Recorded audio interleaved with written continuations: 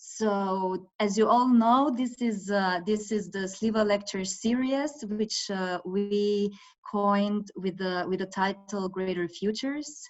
And tonight is the final series, and we are super happy actually to have Monika Bielskyte with us. I hope I don't make too much mistakes with the name. And Monika is a futurist researcher and a futurist designer. She's also creative director and strategist at the intersection of culture and technology. She focuses on immersive media technologies and new digital formats of reality, like augmented reality, virtual reality, and mixed reality. She collaborated with a lot of companies like Universal, Google, DreamWorks, BBC, Microsoft, Mexico City, United Arab Emirates, Anonymous Content, Ridley Scott Associates, and many more very prominent companies all over the globe. What I think it's also somehow unique in a certain way, I would say, is that for the past 7 years, Monika operated and lived as a digital nomad, exploring how people perceive the future around the globe and making sense of this multiplicity of vision, and then helping to prototype the possible futures. So working on visual futurism and world design in the context of bleeding edge of scientific discovery, I think Monika is also deeply committed to political, social, and environmental innovation. So diversity and sustainability in our creative thinking and building is what she's really passionate about. So in these terms, we were very interested in having you, not only for all the just mentioned reasons and expertise that you acquired over your career, but also somehow maybe for the talks that you are kind of famous about when you talk about the term Protopia. And just like you said at the beginning, maybe you put now the term also in a little bit of a different frame due to what's going on in the world right now. But I think we're all very excited to hear about protopian futures, but also about the deep reel of COVID-19, which is unfolding all around. So I think this is all from my side, and I'm very, very happy, and a warm welcome to Monika. Thank you so much. Such a kind introduction.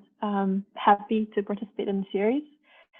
And yeah, so we'll talk about protopian futures and the deep reel of the COVID-19. I think it's kind of important to understand that we have to think of COVID-19 not as much as the story itself, but really as the setting. And I think a lot of things that are starting to unfold and it's just beginning of what is starting to unfold is what is the narrative. You know, COVID-19 is very much the setting and exacerbation of everything. The reason why I decided to call it a deep reel is that I feel that we had a lot of conversations around the deep fake, and that was sort of this very trendy term, and you know what's going to happen in the future with all these deep fakes. And I feel a lot of people didn't take into account well what's going to happen when we actually will have to confront the deep reel, when the sort of the thin layer veneer upon the construct of our civilization. And especially sort of Western civilizational constructs starts peeling off. So let's go. Black Lives Matter. I think it's really important to start with that. And it's important also to start with a question around what is happening today. So today is #Blackout Tuesday. So if you go on social media, especially on Instagram, you see all these people posting black images, sort of just you know, empty black square with either a caption or not. You know, it was suggested to definitely not use the #Black Lives Matter caption because it drowns out the actual news and what's happening. So the #Blackout Tuesday. So still a lot of people sort of ended up confusing and posting it with Black Lives Matter, #BLM, right? Mm-hmm. Why is that interesting? It's very impressive to go on Instagram and just see this flood, depending, I guess, on the filter bubble that you're in. You know, you just see, you know, my feed is just this flow of empty black rectangle. But it is also problematic. We have to take into account that Zuckerberg was having a call with Trump just a couple of days ago, right? So there's a direct communication between the White House and Facebook. Obviously, Instagram is the platform owned by Facebook, and you know, we couldn't make it easier for data collection in this given moment in time. Another very problematic thing that I've discovered, and I discover with every single tragedy that unfolds, is that there's mostly two sides of people that are not directly affected by the tragedy. One side just pretends that it's not happening. Some of them don't know, some of them choose to look the other way. To be honest, it's been quite uncanny for me to watch just how many people's profiles, how many people in technology and media, you know, have just, especially on the first days of all that's unfolding, you know, have just been posting another sexy selfie, or, you know, themselves at the pool, or just a lot of very vapid, right, imagery.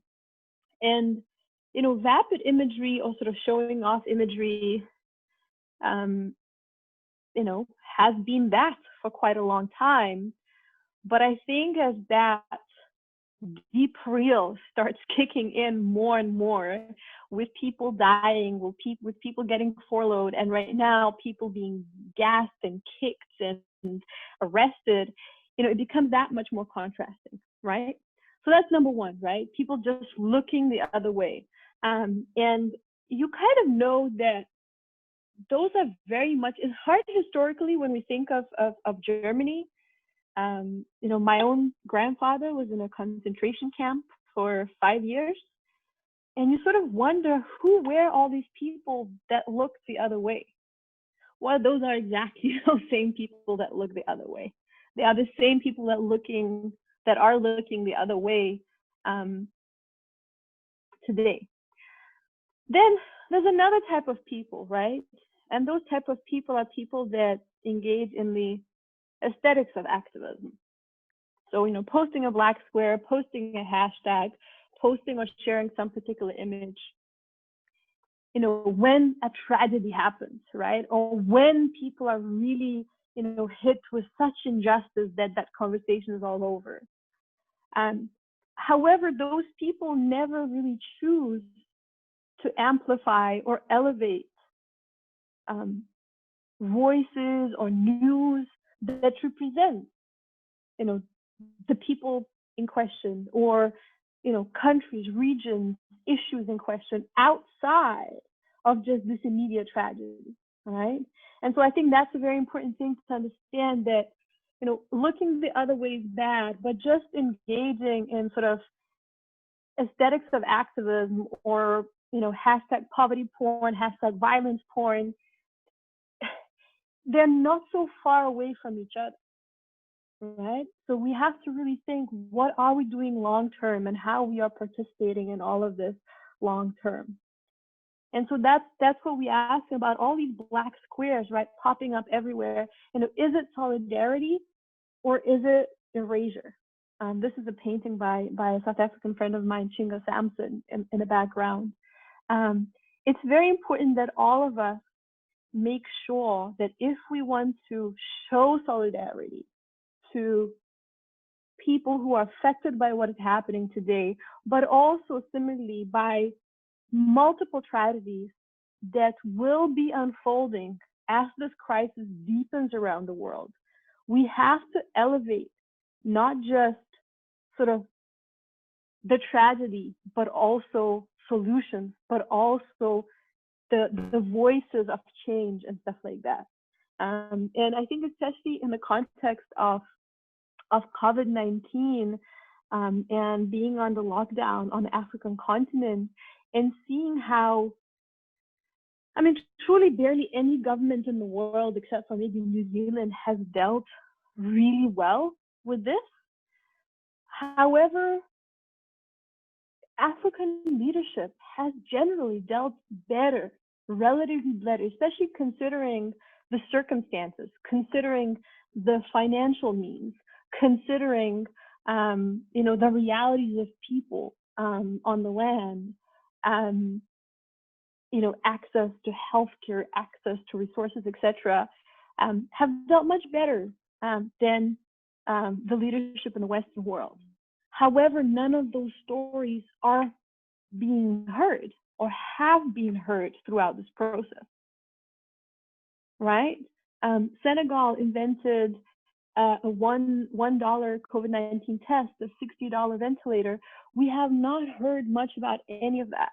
And in a way, you look at the Western media and think, and not just think, I mean, it's so visible how they are waiting for a worse tragedy to hit the African continent so they could report on it to make themselves feel better about what is happening there.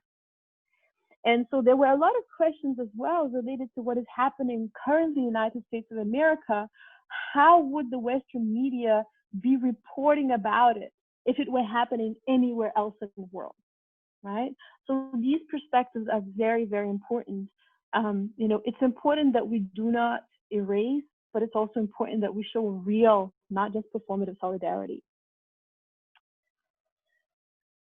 So I want to kind of really dive in deeper into what is falling apart and why and how, and the history, how we kind of came here, by quoting Tyson Kaporta, who is an incredible Australian Indigenous writer.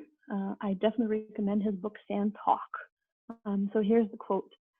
The most remarkable thing about Western civilization is its ability to absorb any object or idea, alter it, sanitize it, rebrand it, and market it. Even ideas that are a threat can be co-opted and put to work. The Romans did it with Christianity, an ideology of the poor and enslaved that threatened the foundations of empire. When torture and murder became ineffective as deterrents, they simply embraced the idea and made it state religion, rewriting the holy text to suit their needs and rebranding it as a new system of control. In the same way that plants can be tweaked at the genetic level to become the intellectual property of one company and then replace all similar crops in a region, ideas can be re-engineered to serve the interests of the powerful. It's not a conspiracy. It's just power doing what power does. I think a lot of things that are unfolding in the world are very much due to the way that we were taught and that we learn history. We're taught and learn history unless, in some very good universities at a high level of education, majority of us were taught history as just succession of events rather than understanding how ideas, ideologies, belief systems led to people behaving in one or another way, and how those ideas also were transformed, were maybe turned completely around, how they were not just used but also misused. And this very notion how the Western culture goes around the world and just picks bits and pieces without recognizing where it comes from and how it's been taken is very much related to where we are at today. So a lot of people speak about the black swan. That this is a black swan, we couldn't expect it, what is happening. And then somebody quite recently coined, I believe, this fairly new term. It's not the black swan, it's the black elephant, right? Or the gray elephant, because obviously black has different associations in this context. So this is not a new world. This is just the real world. As I spoke in the beginning, it's sort of just like we're just polishing, sort of peeling off the veneer of appearances. What is happening is very real, and what is happening is very much expected. It's just, we're just coming to natural conclusions. You know, a lot of the sort of superhero movies, you know, one man saving the world, result in somebody like Donald Trump stepping on a podium and saying that he alone can save America, and people believing that. You know, majority of that Western exceptionalism is also very much related to these mythologies that we're telling. And now what we're experiencing very much is not something radically new. This is something that a lot of the world has been experiencing for the past century, but it's knocking at the door of what was called supposedly the developed world. However, you know, what is developed world, and what is behind these sort of stories of, you know, in this case, you know, from the 60s, sort of suburban America and houses with the lawns in front of them. What is the reality of many people living in there? I want to quote Ed Youngs: "We live in a patchwork pandemic. U.S. policies that evicted Native Americans from their own lands have long left indigenous people with insufficient shelter, water, and resources, making them vulnerable to infectious diseases like smallpox, cholera, malaria, dysentery, and now COVID-19. Up to 40% of the 170,000 person Navajo nation have no running water. They can't effectively wash their hands. About 30% have no power. They burn coal or wood for heat, resulting in irritated lungs that are vulnerable to a respiratory pandemic, a problem exacerbated by uranium mining on their land. Chronic underfunding has saddled them with crowded living conditions through which the virus easily spreads, dispersed healthcare facilities that are low on beds and ventilators, and high rates of chronic conditions that increase the odds of dying from COVID-19. The lack of basic services on the reservation isn't due to our choosing to live this way," wrote Leah Johns, a Dene woman in the New York Times. "It's because treaties and federal policies dictate how we live." So these have been the realities. This has been the setting for the past century. The lived reality of a lot of people has not changed. You know, there's been, you know, quite a few tweets alluding to or speaking to the fact that, you know, racism is not getting worse; it's just getting filmed, right? You know, these realities of Native Americans, they have not changed. That a lot of the people finally, you know, have their own Twitter accounts, and they can share those realities that the mainstream media would have never reported, right? So none of this truly is chaos. It's just complexity, right? The reality is very, very multi-layered, and the reasons why we're finding ourselves where we're finding ourselves are multiple. There's no one easy explanation. There's no sort of, you know, 5G or George Soros or Bill Gates, evil man, you know, trying to depopulate the world. No, these are multiplicity of causes, consequences, and effects that we just needed this one pathogen to kick it all like dominoes in motion, right? So none of this is chaos. It is about complexity. And the system cannot reform itself. Cornel West in his recent CNN interview. Right? The only thing that the system does, it comes in and tries to wash off that blood. But it doesn't want to change itself. So it's for us to change it. Twitter account Existential Comms. America has been living in a dream of itself for too long. It's an ideal type of a society deluded by false consciousness and entrapped by an ideology divorced from material reality. And that's what it really is. That's what it really is. What you experience if you spend any time in Venice, California, is people who are flaunting of, whatever is their recent, ayahuasca ceremony or new yoga practice or mindfulness or whatever thing that they just discovered or caught up with or experiencing or something like that. Yet they do not know the very lands upon which they live. Many of them wouldn't even know that the true indigenous name of Navajo people are Diné, right? So there's not the basic knowledge of what is the land and what is off the land and what is the real history. And that makes it impossible to move forward, right? So here I cropped off the statue of Robert E. Lee, who was a Confederate general that so many people in the United States of America, including Donald J. Trump, still consider a great general or a hero or a role model.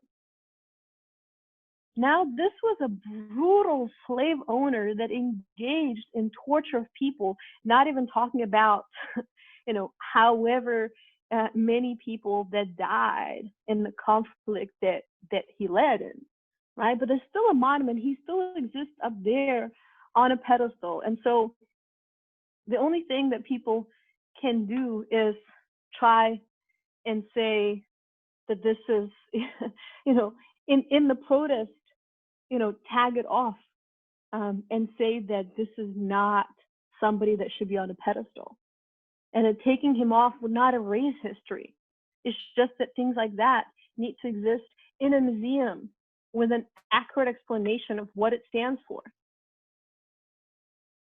So you can't expect people behaving, and the police force, which originated from slave patrols, behave differently towards Black people if a lot of the policemen, still love to wave Confederate flags on their free time. I mean, it's like people waving swastikas in Germany or Austria. We recognize, for all of European ills, and there are many, at the very least, it was recognized that it is a symbol of hate, right? And there's a whole lot to be recognized. Germany just very recently recognized and admitted that indeed what they did in the beginning of the 20th century in Namibia was a Herero genocide upon which the Holocaust was modeled. So it is key to recognize what was our true history. So it then can become the past, it can become history. Until the real history is told, it remains in the present, right? And that's what we're dealing with. So no such thing as American dream. It's American nightmare, built on stolen land by stolen people, right? And that's sort of the reality what we need to confront. What's difficult is a lot of people outside of American and European context have been asking, well, why do we have to stop for America when America doesn't stop, when people on the African continent or in the Middle East or in Latin America are being brutalized? The war in Yemen is ongoing. People are starving. Nobody's stopping for it, right?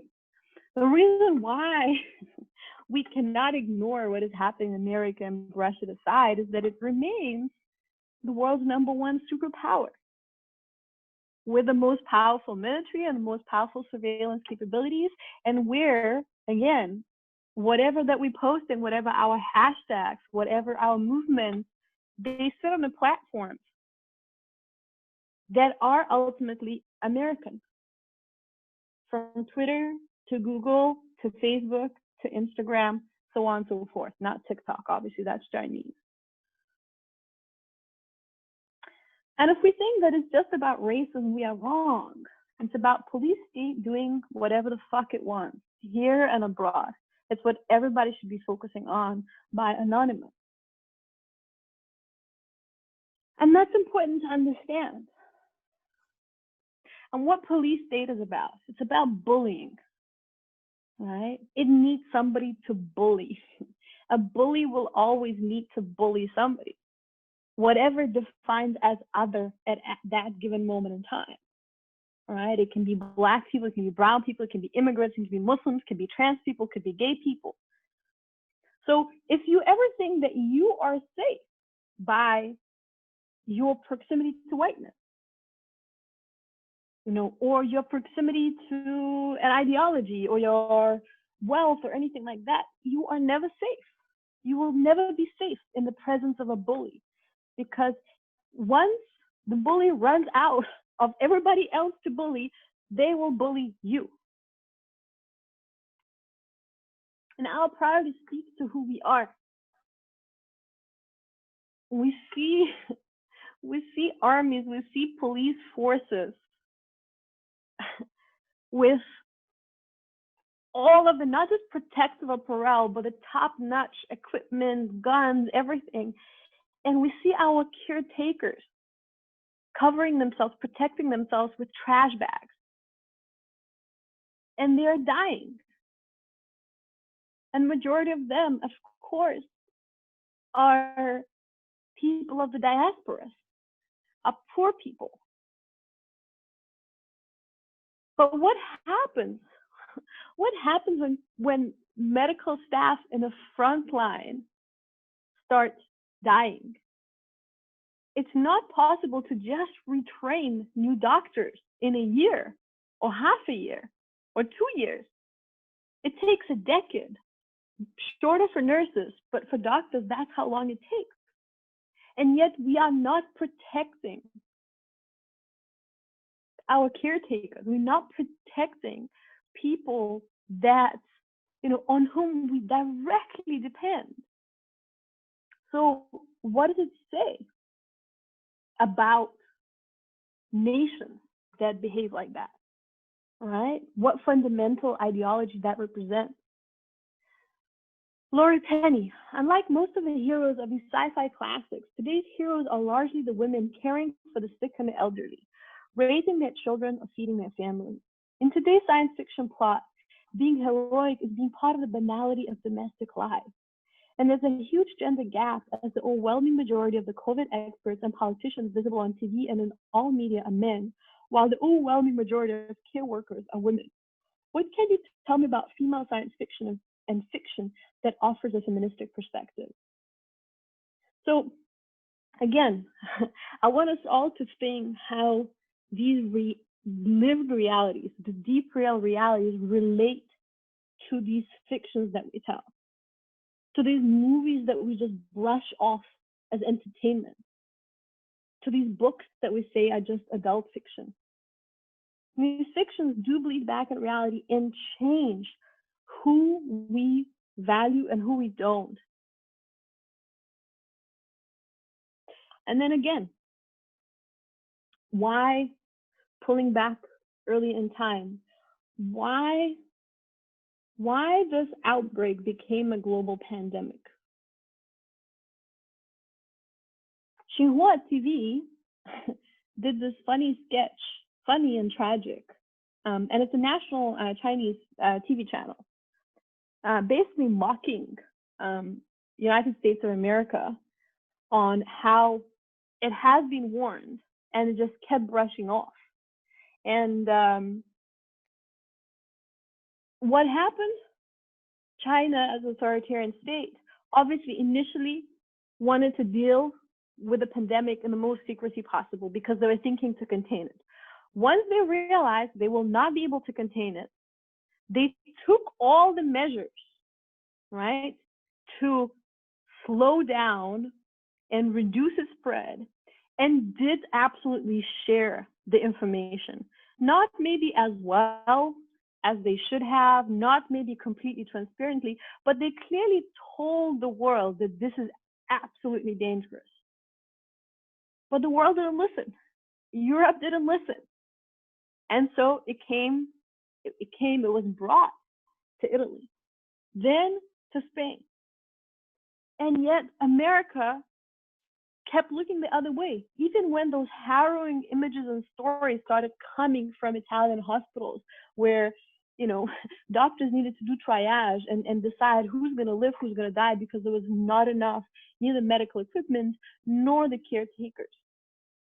But America still would not take it seriously, because bad things only happen to bad people, to those people, not to us. But then it started happening. And then people started panicking. But at the moment that they found out that, in fact, the death rates were much higher among communities of color, all of a sudden they started caring so much less. And the politicians started seeing how they could exploit that tragedy, possibly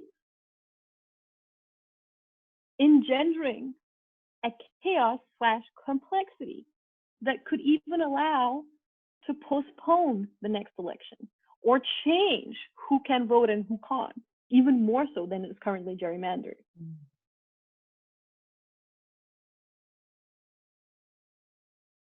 And people kept trying to rely on these sort of very, I think another huge mistake, people kept trying to rely on some kind of stable numbers. You know, what is the RO of this particular pathogen? But there's no fixed numbers in how it affects humans and how it affects populations, because our health, our physical condition, our mental condition is very different in different parts of the world, and our behavior is very different. And our behavior within existence of certain triggers also becomes very different.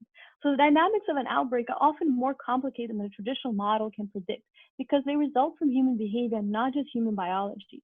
Surprising difficulty with predicting in a pandemic is that the same pathogen can behave differently in different settings. Infection, fatality, ratios, and outbreaks dynamics are not intrinsic properties of a pathogen. These things emerge from a three-way interaction among pathogen, population, and place. Understanding more about each point in this triangle can help in predicting the local trajectory of an outbreak. And we didn't take time to take these things into account. And most importantly, you can't build a wall for a virus, right? As much as there were all these comparisons with, you know, we have to wage a war against COVID-19, that is where we failed. Because this crisis had to be about caring, not about fighting with it, right? And the contrast that we saw just a few weeks ago, where sort of right-wing supporting people showed up in U.S. Capitol with their guns and all kinds of sort of neo-Nazi Trump paraphernalia, and yet police was doing nothing compared to what is happening today, could not show more what the government stands for. And what those early protests were about, what were the right-wing protests about? They were not about people's freedom to go back to work. They were really about control. They were about forcing others to go back to work so that those people could have haircuts or their nails done or go, you know, drink a beer or something like that. So it takes a couple of years for the destructive cultural change to hit, and then it's off like a nuclear rocket. Let's take the anti-vaxxers, millions of armed people that would rather die than be vaccinated. Problem is, millions of armed people that would rather kill than be vaccinated. They're mapping anti-vaxxers like a pandemic of stupidity, but the problem is far worse than this. Nobody except America has millions of armed anti-vaccine fundamentalists. They started by fighting evolution, now they fight germ theory. How we are to exit the COVID era without masks and vaccines. So these are sort of the contrasting realities. These are the contrasting conversations. Mm-hmm. On one side, people are fighting to force others to give them a haircut. On the other side, people are fighting to not be killed by police. It's not a two-side conversation. It's not about the opinion. It's about denying humanity to those that are deemed less worth. And so we are suffocating from this disinformation exhaust, as well as the so-called conspirituality that I referred to earlier. What happened with Brexit or 2016 election, it was not that Russia invented or hacked or created something magical that did not exist and changed the outcome of the election. What happened is it found these cracks in the social fabric in the UK, then in the US, then in the Brazil, right? Brexit, Trump, Jair Bolsonaro. It finds these cracks of misogyny, xenophobia, racism, and then it put wedges into it. It weaponized our fears. And now, once those successes have been achieved, everybody will be trying that, right? It's like a Pandora's box that was opened. And what's so interesting for me, and it sort of is almost resulting in this birth of new religions, new belief systems, is this idea of conspirituality. And so I want to speak about this emergent phenomenon called canon, that the most surprising groups of people have been posting about it. That in some cases you wouldn't think would be engaging with such a content. You would expect sort of America's right-wing, racist fringes to be doing that because that's where it originated. But it started affecting the rest of the world. And that's why it's important to speak about these American realities as much as we want to look away, because, it's just like this pathogen, right? It started in Wuhan, but it spread around the world because there's no walls for pathogen. There's no walls for a virus. And similarly to ideas, there's no walls. It keeps spreading. And then it just starts manifesting. It starts mutating in even more grotesque iterations, on the very opposite sides of the planet. So canon is emblematic of modern America's susceptibility to conspiracy theories and its enthusiasm for them. But there's also already much more than loose collection of conspiracy-minded chat room inhabitants. It is a movement united in mass projection of reason, objectivity, and other enlightenment values. And we are likely closer to the beginning of its story than the end. The group harnesses paranoia to prevent hope and deep sense of belonging. The way it breathes life into an ancient preoccupation with end times is also radically new. To look at canon is to see not just conspiracy theory, but the birth of a new religion. If the internet is one big rabbit hole containing infinitely recursive rabbit holes, canon has somehow found its way down all of them, gulping up lesser conspiracy theories as it goes. Now, I found quite a few major problems with this quote, starting with mass rejection of reason, objectivity, and other enlightenment values. To start with, America has not been built, it has been conspired, right? A lot of the early European immigrants were fringe sectarians. And enlightenment, right? And that's where it's important to understand the history, understand where you're coming from. Enlightenment in Europe was the era where the fictions of race science were canonized. Because race is a fiction, it did not exist before. It was with this mass enslavement of African people and the commerce, the sort of the birth of capitalism as we know, that race needed to be canonized, legislated, and sort of, created.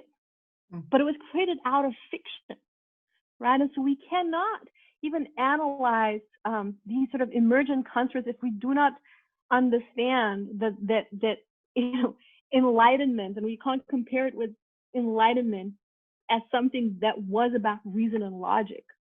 And Enlightenment itself promoted some of the most incendiary, unscientific ideas that it labeled as science. So I guess that's where I stopped with giving the context of what has been happening, and I'm happy to take more questions about it. And I'm sure I've missed some, and I'm sure I've also made some mistakes because it's all kind of fresh and brewing.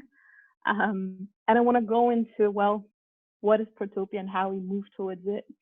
And there, I want to quote Octavia Butler. All that you touch, you change. All that you change, changes you. The only lasting truth is change. God is change. It's from Parable of the Sower, her book, that more than 30 years ago, essentially predicted a whole lot of stuff that is currently happening, including a president that ran with a slogan, Make America Great Again. I could not recommend you to read this book more. So, two sort of main genres of science fiction, dystopia and utopia. We thought, and it served its purpose, I think, back in the 80s, when majority of these future visions, at least by the dominant culture or sort of imposing culture, were all sort of Watsons, flying cars, and sort of very, very vanilla post-posterity visions of the future that were, again, never involving people of color, never involving people of different cultures, never involving trans or queer or just people that were labeled as different. However, the perpetuation of those dystopian stereotypes today is not really giving us anything no more. I was also reading this tweet that says, all of these so-called cyberpunk movies being created today should not call themselves cyberpunk, but neoliberalism, right? Or even neolibertarianism. And so it became this product roadmap. What was interesting when Dominic Cummings, now and before, and he was just this graceful political personality in the UK, when he announced the kind of people he's searching to hire, he was quoting and referring to these two characters of William Gibson. So majority of people in power took all the wrong lessons from dystopia. And instead of thinking of them as, a critique of society, they saw it as a map that they could profit from and build products towards. But then utopia is also a colonial fever dream, as we're seeing in this image. All of these delusions of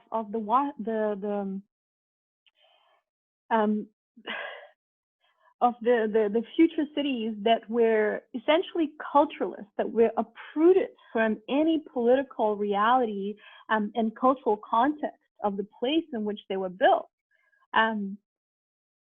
They could never be utopian, right? Because they were exclusionary in their very DNA.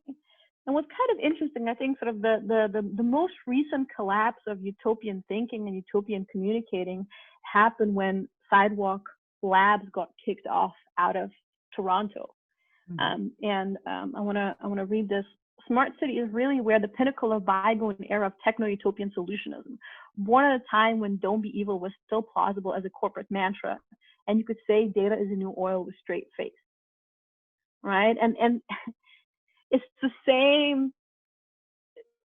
The fact that we have not examined neither the failures of perpetuating dystopian stereotyping, nor the fact that utopia was not some kind of positive, promising, good thing to follow, but really just a reverse side of the coin of dystopia because of how uninclusive it was, is what allowed, let's say, for Google to market their sort of surveillance city in Toronto as something positive, as something that could be helpful, that could be useful for the people.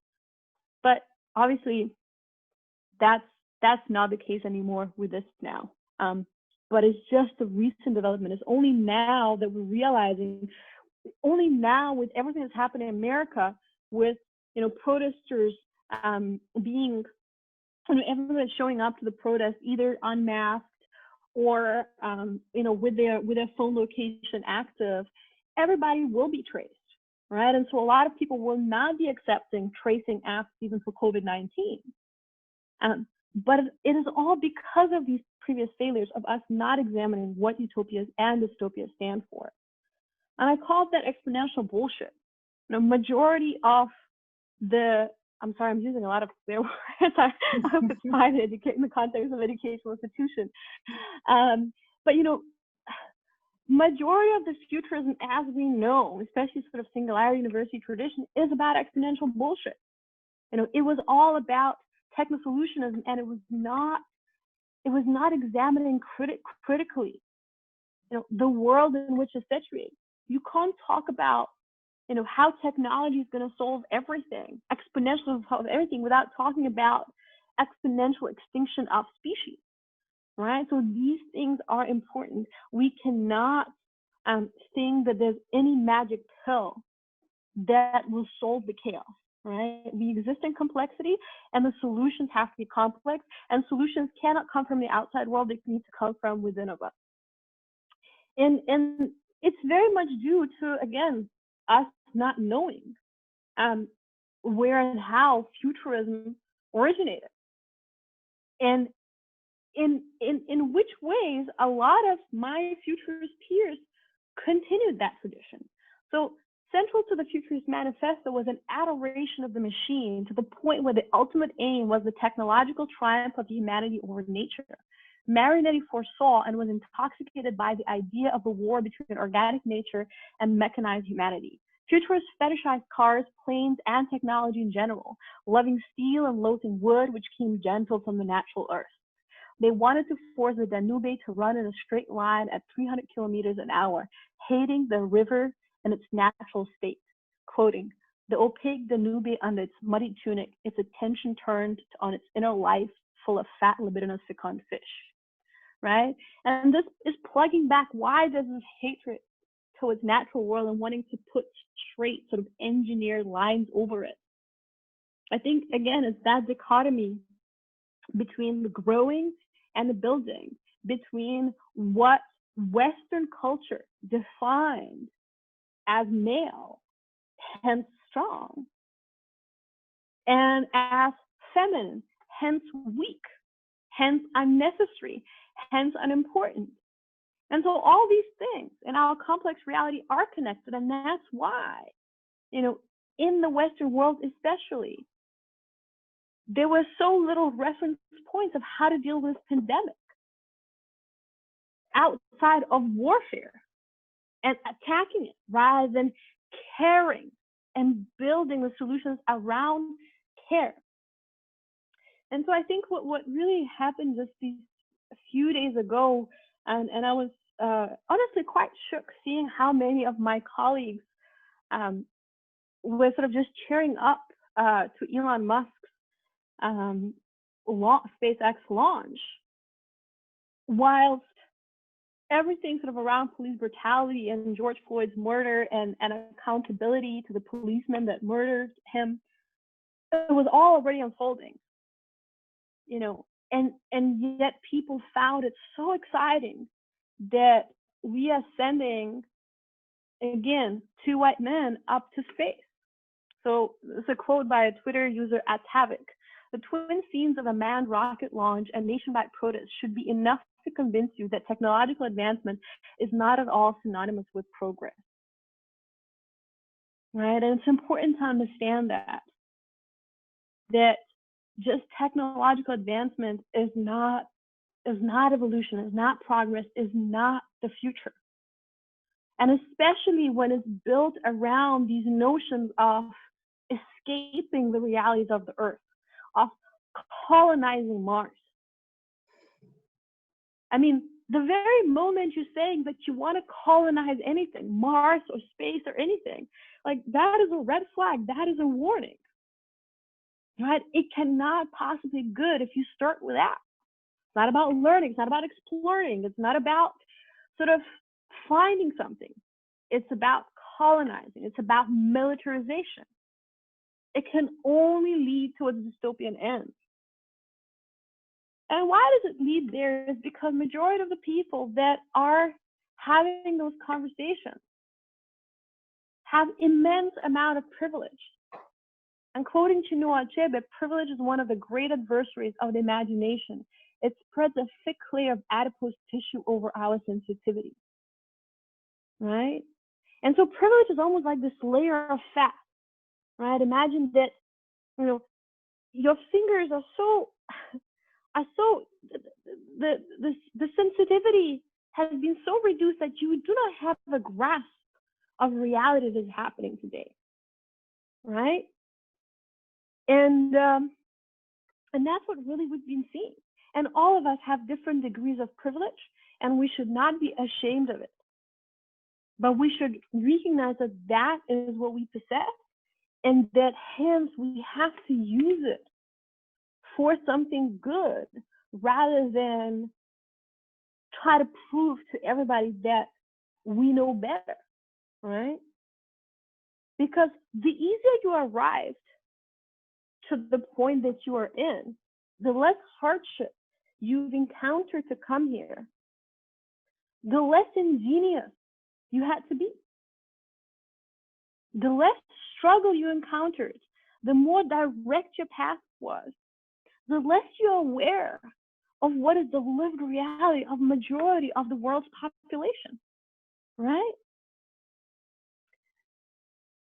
I've been saying this phrase in my talks, I feel for the past couple of years. Futures are exclusively radical, and people always would look at me and be like, well, she's a radical. You know, everybody else is telling us, you know, futures are posterity, and VR is gonna solve empathy, and blockchain is gonna make us all connected in such a way that will not be surveilled, and AI is gonna cure the world's hunger. And I would say futures are exclusively radical. And that's what really they are. And this is a picture from Santiago de Chile protest. No volveremos a la normalidad porque la normalidad era el problema. Right? We will not go back to normality because normality was the problem. So this has been said for a long time by people who were not voiceless, but people who were deliberately unheard, and in many cases, deliberately silent. I started my talk with Tyson Yunkaporta, right? Mm-hmm. Australian Aboriginal writer. He's been saying, his community's been saying these things for a very long time, but it was not heard. And so there's a bitter irony to the fact that we have all been convinced to use the word growth to describe what is ultimately a process of depletion and breakdown, right? The way patriarchal settler colonial culture has been talking and defining growth has not been about growth. Growth in the natural world is this process of regenerating, recycling, reusing. It's not about taking natural resources, turning them into goods and turning them into waste, right? It's about the continuous loops through which we evolve and change. So it's not a circle, it's more like a spiral, right?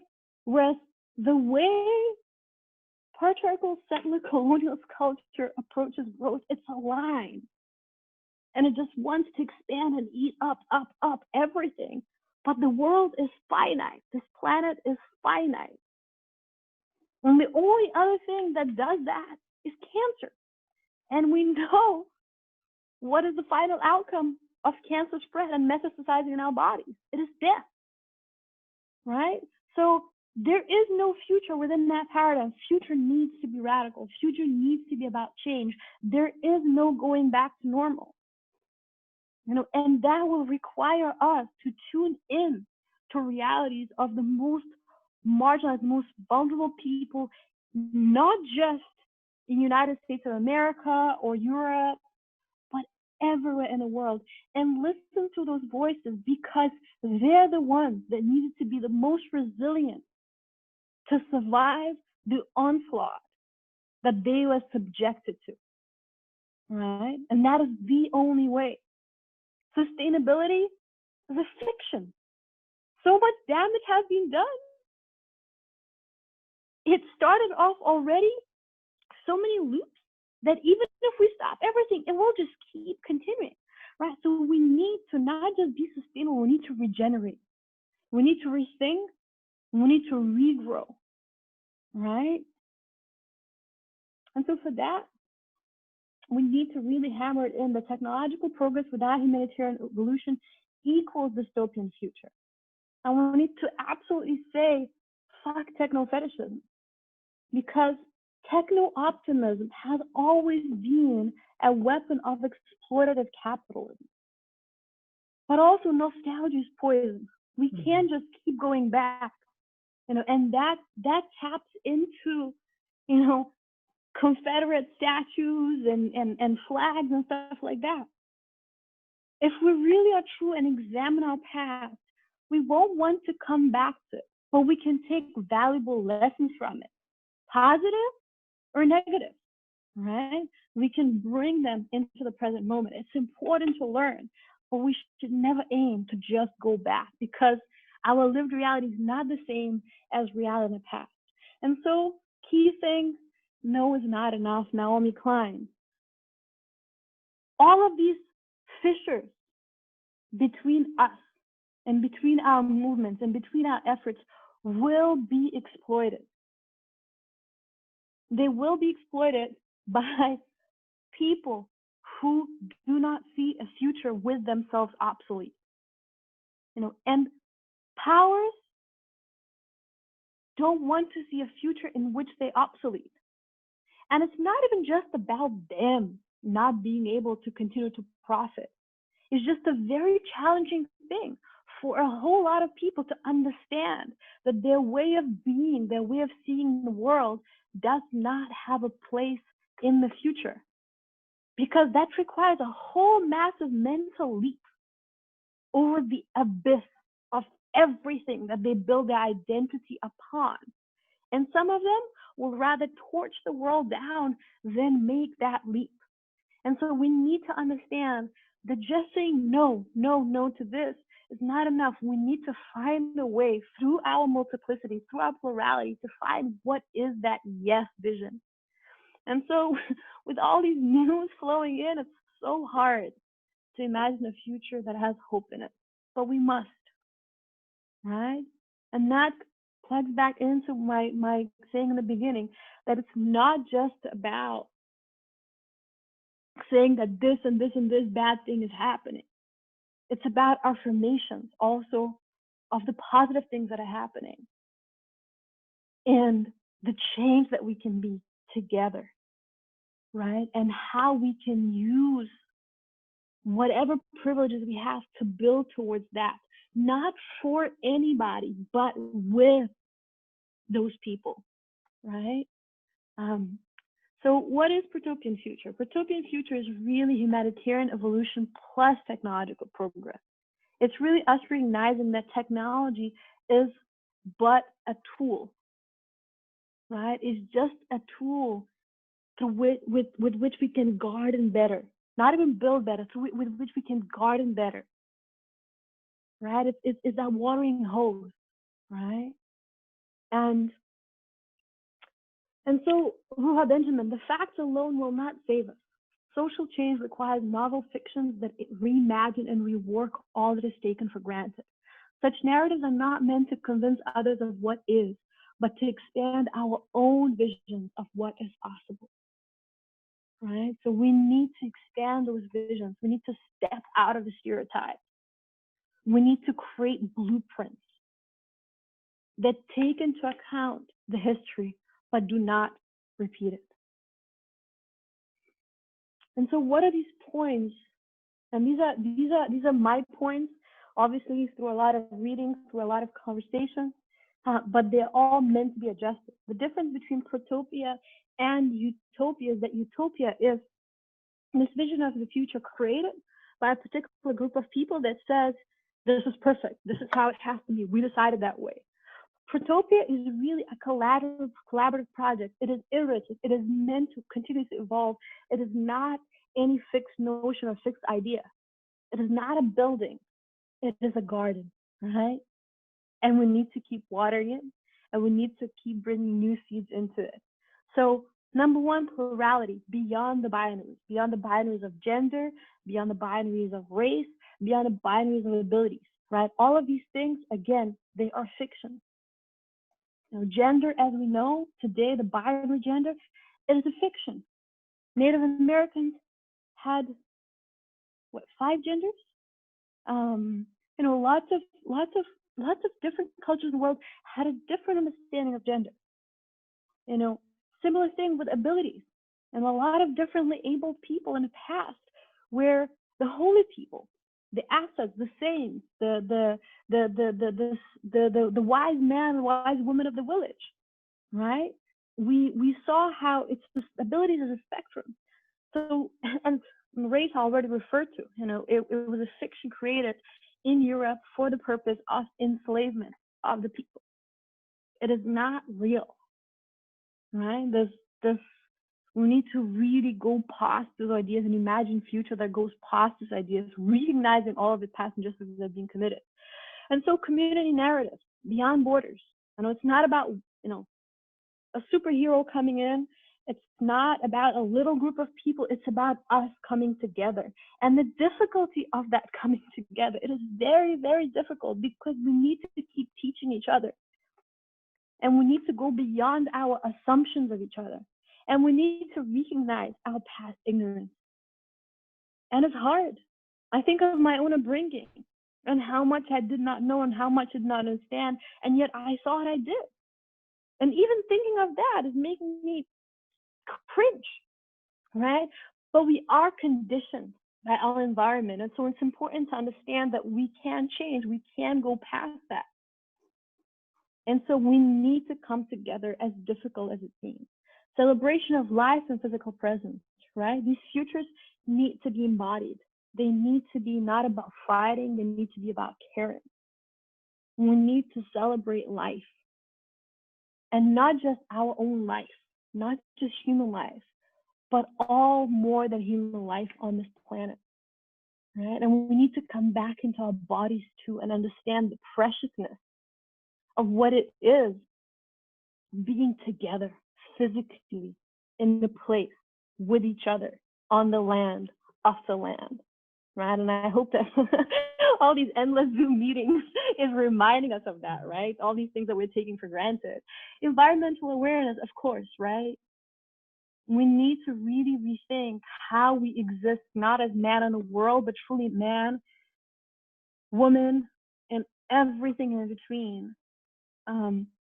Humanity, truly of the world, part of it, because the world lives within us too, right? All of the microbiome, all of the microorganisms that live within our body. Over 90% of the DNA within our body is not even ours. And it's very worrying, again, how this big return with the COVID-19 pandemic towards this thing, you know, pathogens are bad, you need to disinfect it all. And as much as we absolutely do need to do that and obsessively wash our hands and spray the disinfectant, in this current circumstance, that is not a long-term solution. Long-term solution is building up immunity. Long-term solution is recognizing that we are part of this living web. We need to nurture the bacteria and microbes and mycelium and all of these unseen life forms. You know, not just the trees in the Amazon forest, but also the phytoplankton in the ocean. Evolution of values, obviously. You know, we need to go beyond material success and quantitative success, being the story of success that defines our civilization, right? We need to really think, what are the values we need to have if we are to have a future we're not going to tear each other apart? Ritual and spirituality, that's so important for mental health, right? And we need spirituality, we need rituals that don't fall into this crazy new conspirituality type of form, because humans need something that allows them to feel small, to connect with something much larger, all right? And if we recognize that that thing maybe is the world itself in which we are living, then we won't need these crazy things such as canon theory, you know, or radicalized iterations of historical religions that make us feel that we are better than others just because we belong to this particular group. So it's important that we think of what are those rituals and what is that spirituality of the future, and of course creativity and subcultures. And in the harshest of times, what helps us to survive? It's really imagination. You know, in this time of COVID-19, what helped us to see the light at the end of the tunnel is the work of creatives. It's the films, it's the music, it's the words, right? We turn towards that, and we need to think of it in the future tense. And so this radical imagination is a survival strategy, right? It's not a topping. It's not a cherry on the cake. You know, it is as important as it is to breathe, to eat, to touch each other. You know, it's just as vital for us as to have shelter. In a way, you know, what having a physical shelter is for our body, having a future to aspire to is for our mind. You know, it is that space that we can belong. But that space, that place will not exist until we make it. Paraphrasing James Baldwin. Right? It does not, the viable blueprint of a future does not exist today. We need to collectively imagine it. And so, again, here we need to recognize that civilization that gives persons their rights to corporations instead of ecosystem is a civilization that is unlikely to survive the 21st century. Right? We need to recognize ourselves as part of a much larger ecosystem. And we need to understand how we live in this web of life, and that we need to value that more than these fictional material entities. And with all that's happening, you know, there will be a lot of tragedy, there will be a lot of disappointment, there will be a lot of infiltration. That infiltration is already happening. I haven't touched upon it, you know, in the first part of my talk, but that's one of the most important subjects to actually discuss right now, is how much of all these seeming organic movements are being infiltrated by white supremacists, by police forces. How, you know, a lot of people have been reporting how, you know, initially the policemen had sort of kneeled with them for the photo op, and then an hour later they were throwing tear gas at them, right? How there were all these, you know, bricks deployed in strategic positions that were not done by the organizers of these movements, but by instigators. How a lot of looting, again, was not organic, was not done by protesters. But it will just continue, and it has been done all over the world, especially by the United States of America. Those are the tactics the United States of America has deployed, let's say in Latin America, back in the day. You know, and now it's being done against its own citizens, and it will continue being done. So, you know, revolutions can be suppressed, but the thirst for freedom cannot be quenched. It's a long journey, it's a long haul. And we need to really not just jump, into anything, we need to think how we can be in this fight for a long time and how we can do it, not just by going on the streets, but with everything that we do. So every single student, right, that is listening to the talk, and obviously everybody else from different areas and disciplines, what we need to think most is how can we be of service to this freedom with whatever that we do professionally, but also in our personal life, right? What are we sharing? Who are we elevating? Where do we buy food? Who are we supporting with these purchases? Right? You know, how are we helping out or not helping out people around us with every single step, every single action in our personal lives and professional lives? We need to think, how can we be of service of that future? And so, oh my God, I'm sorry, I need to move. My battery is dying off. Thank God there's let me see better light. So this is also Australian indigenous saying: if you do not move with the land, oh, 1 second. If you do not move with the land will move you. And so that is where we're coming, right? Everything that is unfolding with COVID-19, which is the setting for a lot of things that will be happening, and especially the era of extraordinary climate disasters that we're going to be entering. Let me still move a bit like this here. Oops, there's better light.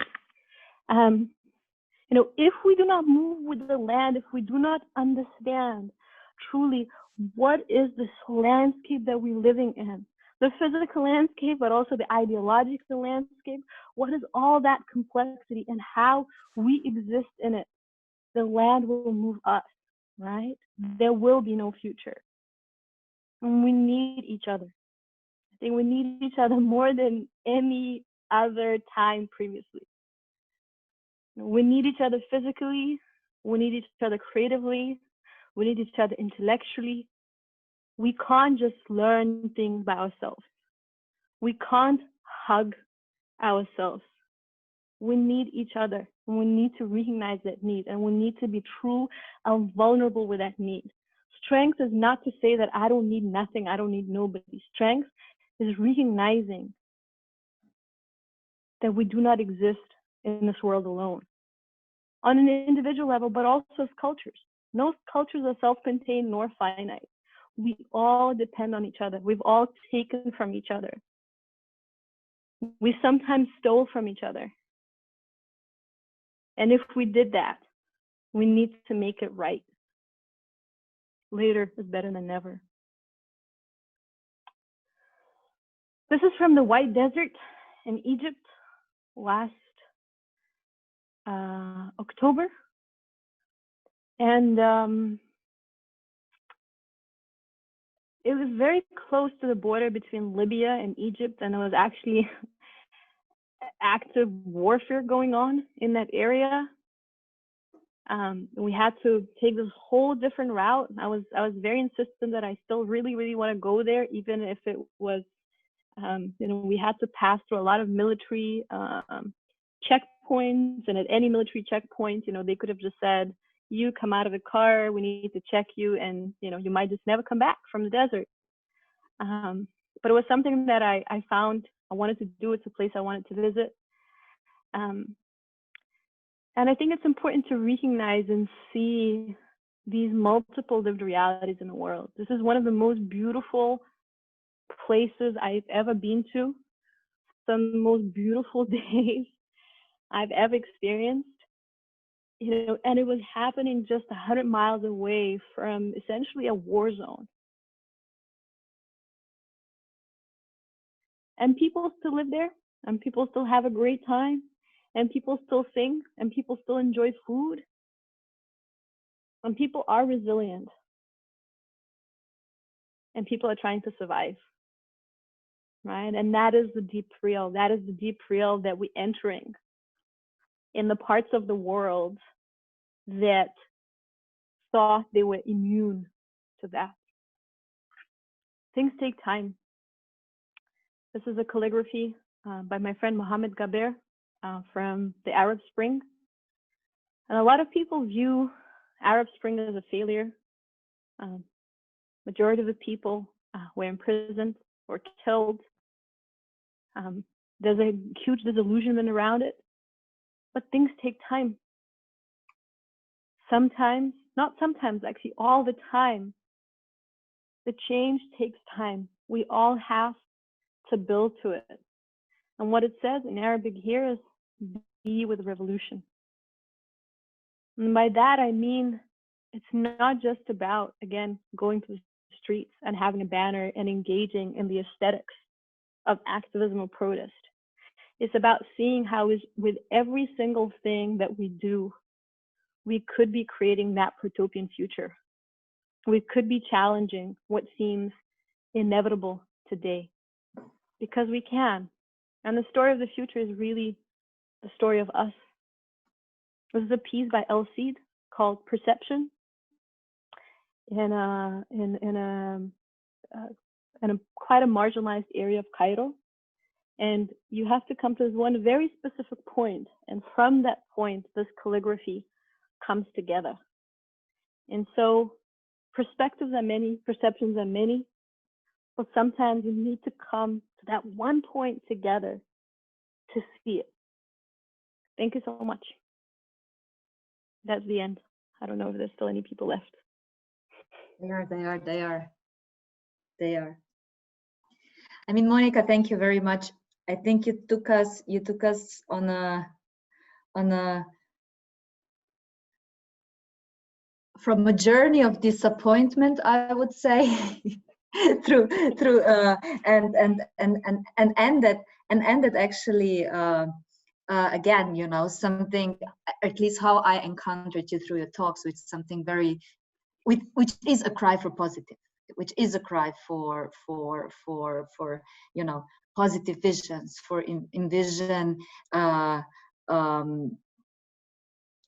something that would be good, but not in a traditional good bad kind of narrative, right? But something that like you said is inclusive. I don't know if that is what you said, if that is what you say, but something which is empathic towards other. I don't know, I never encountered during your talk, I never encountered that word, and I was somehow waiting for that. I'm not sure if you mean something else, but I think empathy, I mean, maybe just the last sentence, in terms of, I mean, I personally would totally agree about your let's say strong what is it, like emphasis on that tech advancement cannot work with a human, and I would say evolution, you know, if or the evolution of humanity. So my question would be, maybe, is because in some countries, in like I think in Finland, Sweden, empathy is a subject children are taught at school. So it's a value which is, I mean, we can probably discuss how they're taught and, you know, blah, blah, blah, but it's something which seems to have a value in society. So I wonder if that's also something, I don't know, you would agree with? Or is empathy an old concept? I don't know. I guess because of my involvement with immersive media technology, and I haven't spoken about it at all in this talk, but I was very involved in early stages of this third wave of virtual reality development. So back from about 2013, so it's actually been a while, 7, 8 years. I got quite as abused with the word empathy, because it became like this tagline. Chris Mills did this talk called, you know, VR is the ultimate empathy machine, and you know, I found it was, again, it tweaked a lot of that kind of colonialist attitude of thinking that oh my God, there's this magical tech. I'm just going to be able to put in, a headset, see this 360-degree view of a refugee camp, and now I understand what it is to be a refugee, right? Even the way that it was filmed sort of from above. You're looking at these refugee girls, and a lot of people really use that piece to illustrate with empathy and to describe that piece. Like you're putting the headset, you're looking at these refugee girls for a while, for like, just a few minutes or something like that, and now you feel that, oh, now I have empathy for them. You actually don't. You actually don't. It's almost like worse than nothing at all, because even if you say like, oh, I just really don't understand what it's like to be a refugee, it's kind of better than have that false understanding of what it is to be a refugee. But what it is to be a refugee is for not just days, not just weeks, but months or years on end, to not know where you'll be able to belong. Right? It's these difficult conditions, is that cold, is that humidity, it's that lack of agency, and it's especially that lack of feeling like you have a future, that you have actually a home, that you have the choices that you can make. Well, that is what is, and I'm sure I've missed a whole lot of stuff because, I personally have never been a refugee, right? So for me, empathy has become very much associated with these kind of ideas.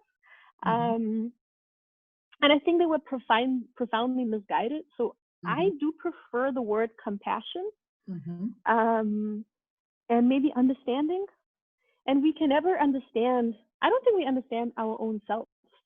At least I don't really understand myself. I keep surprising myself with all kinds of crazy decisions or feelings or emotions, or let alone understand the other, but we can attempt to come closer, right?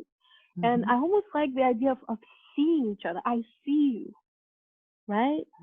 And I will never see completely within you, but I can try and see more, right? And I can try to be more there for you. So for me, I think it's more that it's compassion, it's kindness, it's understanding, more than just that word empathy. But it might just be because I have this hang up because of the way it was used and abused in relation to virtual reality, and how people just assume that I'm going to put the headset on now and going to understand what it is to, what it is to be disabled, or what it is to be a woman, or what it is to be a pregnant woman that is going to Planned Parenthood or something like that. And even when they put somebody in a wheelchair, or even when they put somebody, the fake sort of baby bump or something like that, you still cannot fully relate to a person whose reality is not your lived reality. There's a lot of limitations to that. And I think that's what's so important to understand today with everything that's happening. A white person cannot have full empathy to a lived reality of an African American person in the United States of America. It is absolutely impossible. True. But we can educate ourselves. We can learn, we can read, we can see, we can open our eyes. But more than anything, we can assist, right? We can try and be there for our fellow humans, because I very honestly believe, and that's kind of the new civilizational value blueprint maybe that I'm speaking about, that ultimately, when you show up for your fellow human beings,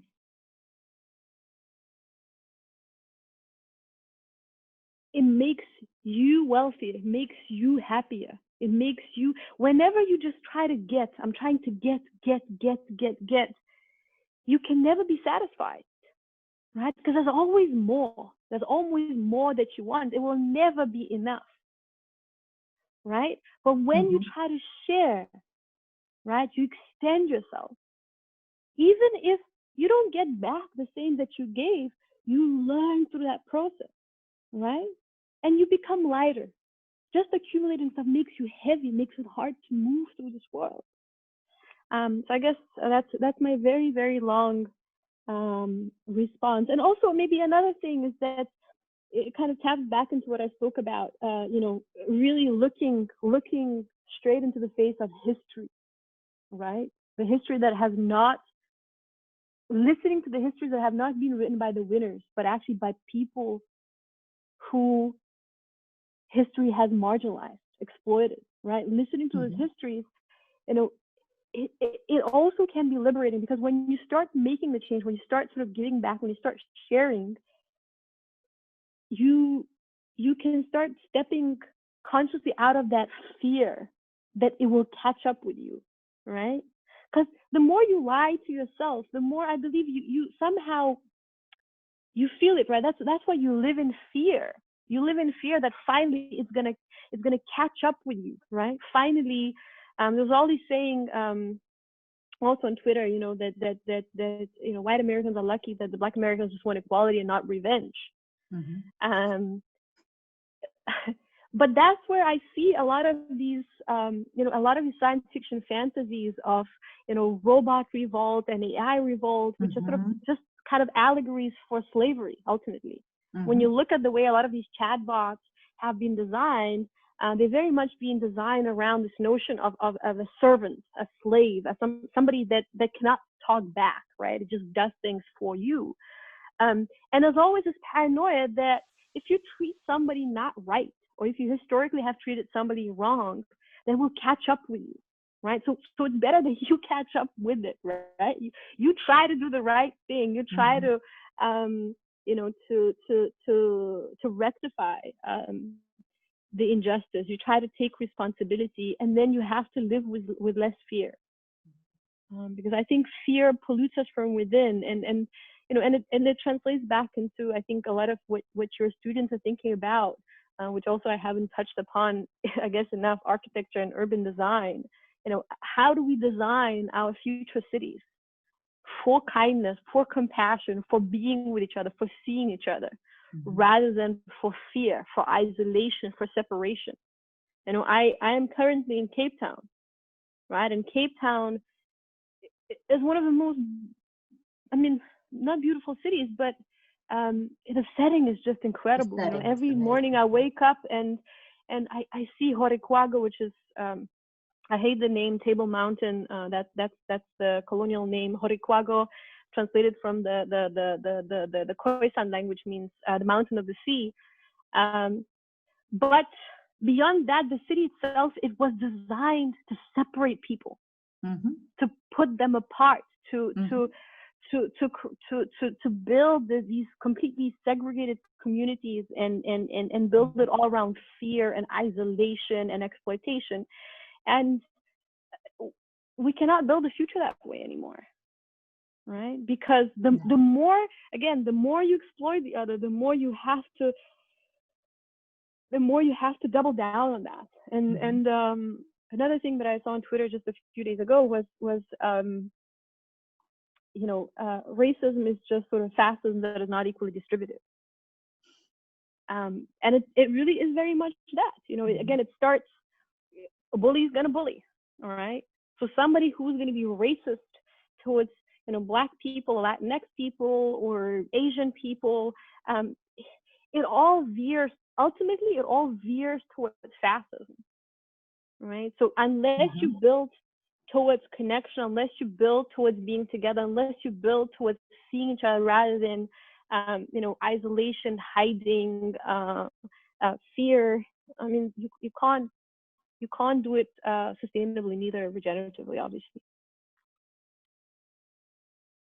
I mean, I do have tons of questions, but I would very much, if you don't have to run off, if anybody from the audience is motivated at any time to enter the conversation, please. I think that's why we're here. Just give us a cough so that we know somebody wants to get into, and then you're on. But maybe since the questions come up, maybe just one last one from me, which also, I mean, you talked today also about this, I think a little bit is, or a lot actually, which is about an ethic of content. I think you've written about this on other occasions, maybe a little bit more often. But I am interested from your. I'm sorry. Can you repeat the content? Yes, ethics, kind of like an ethic of ethics, content. Yeah, an ethic, or even I have to say, probably nowadays, since that's also discussed, a different kind of ethics, right?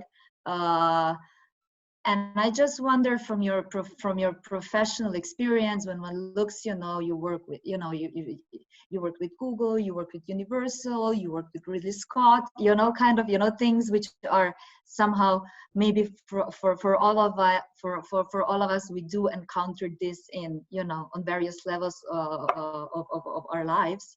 So I just wonder, how do these kind of companies, I guess, react on probably, I imagine, some kind of input on moving away, I don't know, from a superhero or from, you know, and I wonder if there is a sincere interest in that also. But you know, you've been criticizing media, what media shows is actually all the same thing, right? I mean, it's easier, I guess, to get quotes with a shock and with bad news than it is with good news. You know, it's kind of a strange state we kind of all governed ourselves into, that kind of certain things just monetize better, easier, I have no idea, than others. But I wonder, what I wonder from your experience with this kind of really companies that work a lot with, you know, with vision in terms of film, but also in terms of technology that they make available to us in a certain way. Are there, I don't know, are your thoughts or maybe input like this, is this also finding fruitful ground to some extent? So I also wanted to tell people, type in your questions, or definitely if you want to ask them in the form of video, that'd be nice, because then I get to see you. To answer your question, first of all, I mean, I've been working in industry for quite a long time. So there definitely, you know, some clients that I worked with in the past that I would not necessarily work again with. Okay. So we've all gone through that.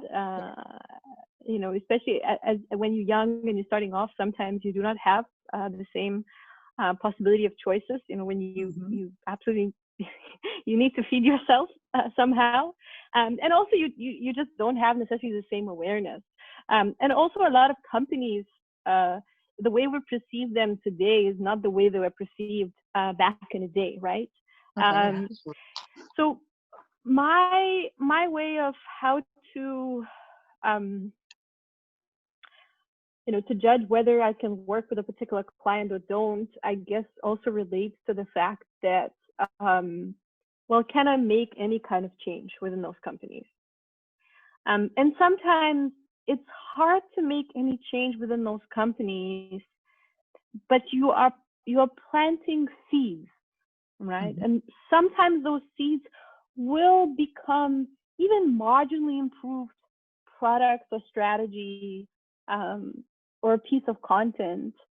And even if it's just a little better, you know, if it's a product or platform that reaches, you know, hundreds of millions or possibly even billions of people, you know, even if you improved it just a tiny bit, you're already changing something. Sometimes you will change how the company operates, right? Or who they will hire, right? So you're able to bring some kind of diversity of people and thought within them.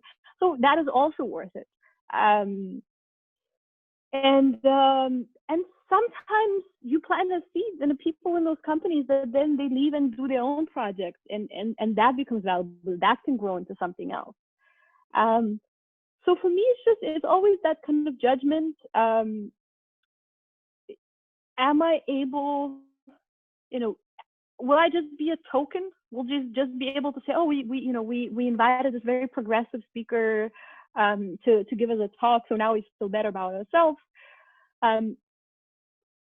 Or or list you as one of their collaborators, something like that, or you're actually able to make some kind of change. And sometimes that change is small, especially it's very small at first, and you need to wait for then it to grow, right? So, I mean, when it comes to dystopias and going away from all these separate stereotypes, I mean, I've been fighting for that for quite a long time. You know, within virtual reality, I guess I was one of these sort of early people that, you know, was angry all the time and was criticizing all the time, and people would get upset and be like, why do you have to be such a naysayer? And I said, well, we have to be critical so that then the product and the platforms and the content actually are good. Because, you know, if we just high five each other, the end result, you know, is going to be worse because of that. But sometimes it takes a long time, you know, sometimes it takes, you know, a lot of the fights and pushing of the ideas, especially in the Hollywood context, that I've done years back, and they were very hard to really realize them, at least in any sort of significant extent. You know, a lot of those people, like, now they're kind of retracing back some of those conversations and stuff, the consulting or some of the research that I've done. Like, wow, that conversation I was having 3 years ago, actually, I should have done that, right? I should have listened to it. And then hopefully that also changes the choices they make in the future. So I feel, you know, I started as an artist, as a creative myself, and then as a creative director in my teens and then my 20s. And when I was still in that phase, I was very focused on, you know, I want to do this perfect thing. I want to make this perfect image. I want to work on this perfect campaign. You know, I wanted the final outcome to be perfect, right? But what I realized with my work as futures researcher, futures speaker, and future designer, it's not about it being perfect. It's actually about planting those seeds of change, you know, and sometimes they are invisible for quite a while. And you just have to hope that little by little they start germinating and they grow, and then they become the change. And you try to, of course, plant the biggest seed possible and nourish it as much as you can. But not all of them grow.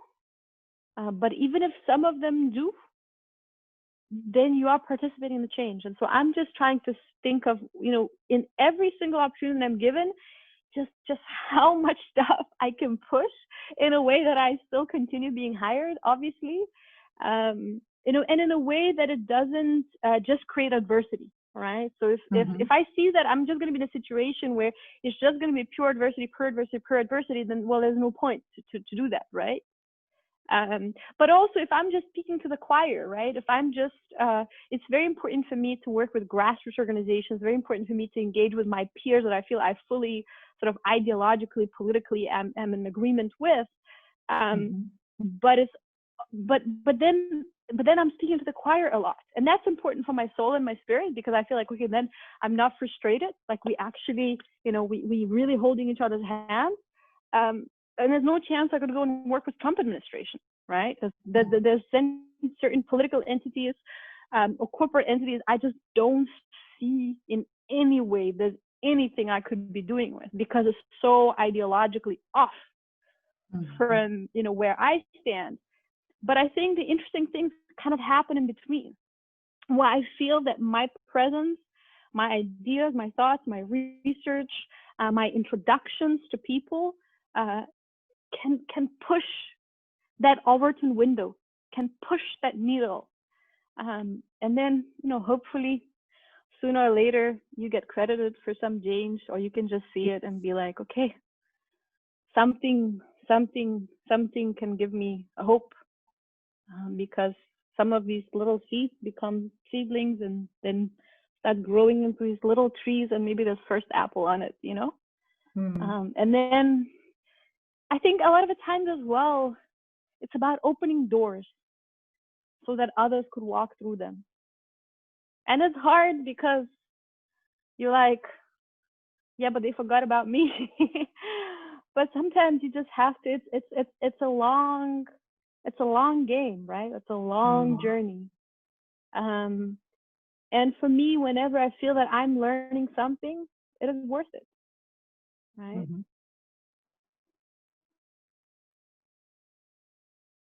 Any questions by people? Did we encourage anybody to jump in? I don't know actually where to click on to see the questions.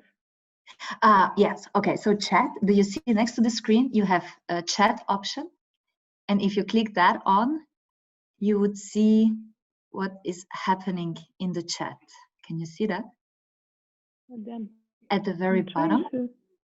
Yeah, maybe I should. I need. Oh yeah. I need to stop sharing the screen, right? Or chat. Yes. Yes. Cool. So there's been quite something going. There's been quite something going on.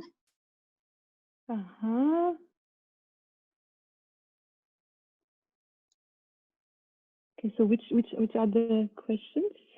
None of them is really a question, I have to say, unless I am mistaken.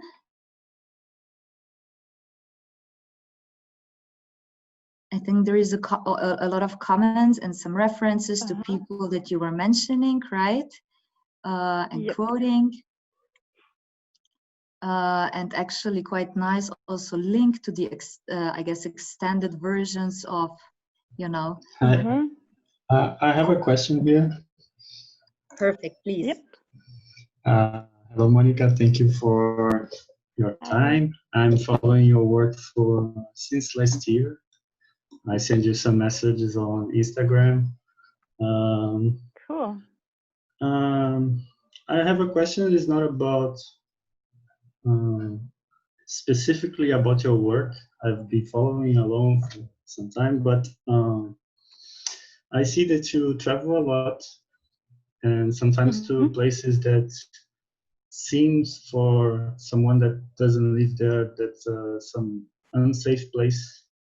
Maybe you travel a lot around Africa, and I live in Brazil, so I'm actually very concerned about my safety. Some places are very violent. So how do you deal with this? Because I think you are very open to everyone, and I see that you have a lot of friends, and how to deal with that. Yeah.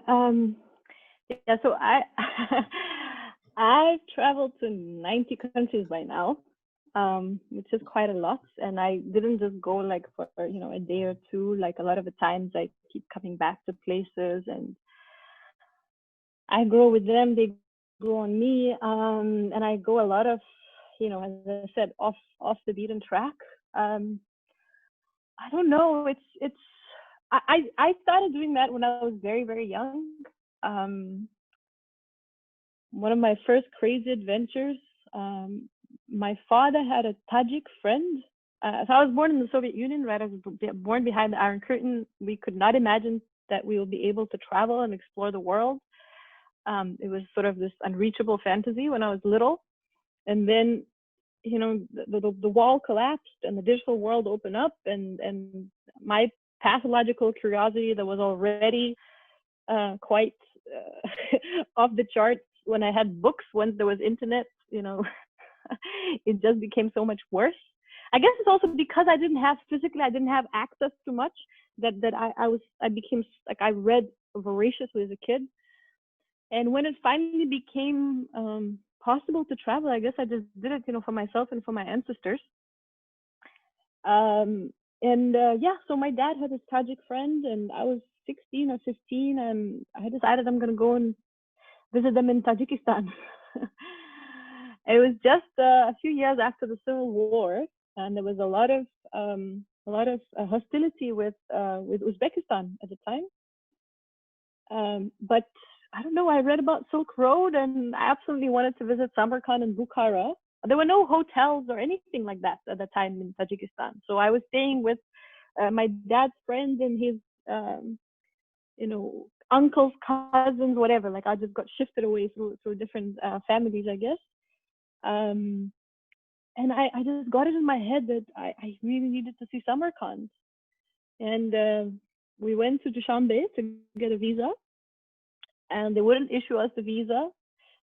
And I have no idea how myself as a 16-year-old girl, I managed to convince this middle-aged Tajik man to smuggle, to organize with his other cousin, family, whoever that was on the other side in Tashkent, in Uzbekistan, to smuggle me through this entirely landmine border. But I did. And then I got caught by police, and then I got bailed out somehow. I mean, I was 16. I was caught by police for illegally crossing the border between Tajikistan and Uzbekistan when I was 16. And somehow I managed, and I got to see Samarkand. And I don't know, it just started from there. When I was 18, I entered a film school in Paris and arrived there and was very fast disappointed. And 3 months later, decided I'm going to go to India. And everything that could have gone wrong should have gone wrong, but somehow none of it go completely wrong. And I felt like I learned a lot, and I learned more than anything to trust the kindness of strangers. And that, you see, that's the hard thing, is that I see so many news that are so despairing, so disheartening. And yet when I've been in the real world, I've experienced so much kindness by perfect strangers. And it makes me think that there's more good people than the bad people. Now, don't get me wrong. Like, as I said, I had some, I was at a gunpoint on a border it was still a very difficult area. I was maybe 2021. And I wanted to visit this area where the Pol Pot was executed in the north of Cambodia on the border with Thailand in the mountains. And I got caught, and we were at the gunpoint and nearly got everything, robbed, raped, potentially killed, and somehow managed to negotiate the way through. I was assaulted as a child. Just actually a couple of weeks ago here,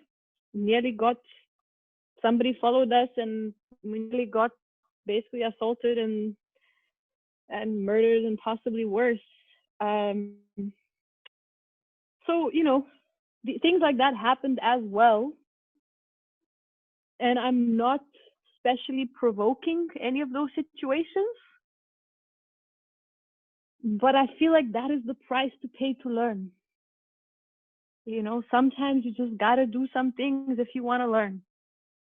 I will not hide. When I was on that road there was a lot of tensions in Egypt last autumn. It was very difficult. And every time at a checkpoint, I was covering myself completely. So, it's also being very conscious, when I was, driving this inner Sahara on Egyptian and Libyan border, I mean, there's not part of my skin that was showing, to not give any idea to the wrong guy. But I felt that was the price I had to pay. When I went to Iran last September, I got interviewed, and they were investigating if if I could have been to Iran for wrong reasons. As we know, some people do get imprisoned when they go to Iran if they say something wrong or do anything wrong or something like that. But for me, it was always a price to pay to do what I do. And obviously, you try to be as informed as you can be, to minimize the risks. But sometimes you just have to do it. You just have to go in. And I hope I won't regret the way I live one day. But so far, I feel that everything I've done is worth it. And still, even with some very, very hard things that happened to me, including, as I said, near murder and sexual assault, actual sexual assault. I am a sexual assault survivor. I feel that it was worth it, and it is worth it, and that's the only way I can do my work. There's no way to do this work by just researching on Pinterest or reading on Twitter. It really, I feel that my understanding of what is happening, what the world is about, really takes shape when I go physically and spend time in places. It is a vital part for me. Reading is very important. Talking is very important. Keeping in touch with people that I encounter on that path is very important. But in order to I feel gain any deeper insights, you would just have to go places. You have to take risks. Thank you so much. I think we have another one. Or maybe I just assume Pedro? No. I'm seeing a very sweet message somebody just wrote. That's so kind. Thank you.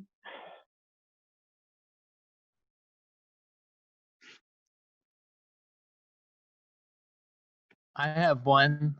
This is Tyler. Hi, Monica. Thank you so much for, nice to hear your voice, see your face. And thank you so much for always being a voice of real. What in all of this chaos or unraveling of everything have you seen or have been inspired by, recently? And then also just solutions, like things that are potential. A lot of friends ask me, like, what can I do? And so, there's movements and things that people can join, but I'm curious to know what you're seeing right now as possible direct actions that are taking place.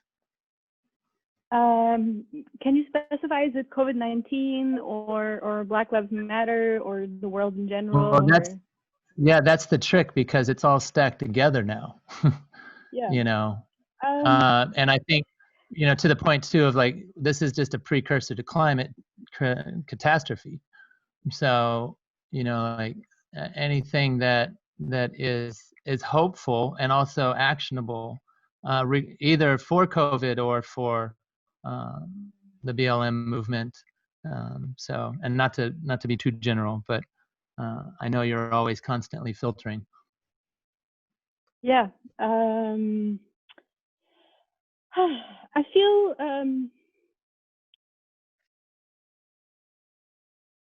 the peeling off of the veneer, as painful as it is, it had to happen. You know what I mean? Like, if not, it's like, and I hate that, because there's so much suffering involved. But it's like, if the edifice had to, the edifice had to sort of collapse. The edifice of life had to collapse. And I hate it, because again, who's paying the price? The most marginalized people are paying the price. Right? But it was an important part of the process. I'm definitely not on the side of people who are like, everything got to be burned down, etc. Because again, if everything gets burned down, the suffering is going to be disproportionately going towards people that already have suffered the most. Right? So I definitely do not entertain that idea. I feel, especially for the younger generation, it's been for me very, very kind of hopeful thing to see how a lot of people that were very talented, very interesting, that still got a bit trapped in the sort of the capitalist delights. A lot of them are like, I have to do something much bigger than I thought I would do. I have to, and especially a lot of conversations that I had with my friends here on the African continent. A lot of them were like, I recognize the privilege and the position that I have, and I want to be a leader. I don't want to just be a musician or an artist. I know that I need to be a leader for my people. All right. And I feel a lot of people also realizing that, the priorities of material goods and things like that aren't really as important. So I think that is very, very inspiring part. I think it's also a lot of people realizing that these movements need to conjoin, and we need to support each other, and we need to learn from each other. So, people sharing a lot of resources. On Amazon, I think the two best-selling books right now are around essentially how to not be racist. So finally, people are making that step and being, I'm gonna actually read about it. I'm not just gonna bother a couple of my Black peers or colleagues about those things and add to their emotional labor. I'm actually gonna take my time and read it. I think what's also quite great, I feel that is actually a big upside of this both pandemic and all of the crisis, is that a lot of people realize that a lot of celebrities and influencers are really quite vapid. And the fact that you are pretty, the fact that you dress well, it doesn't make you that special, or should not make you somebody that,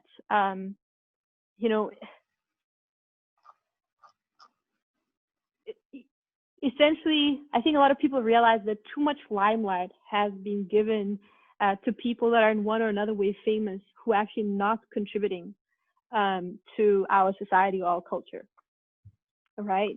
And these new leaders and new voices are emerging, who again might be creatives, might be artists, might be political figures that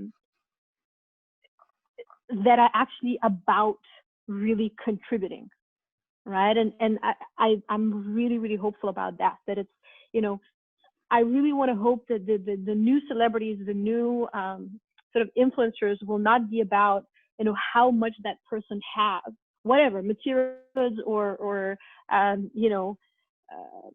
prettiness or style, anything like that, but it's going to be how much that person is contributing, how much that person is giving and sharing to the world, and how valuable is that. So I think that's a very hopeful thing, that a lot of people realize that a lot of these things are not necessary to our lives. They're quite a bit of a waste of time.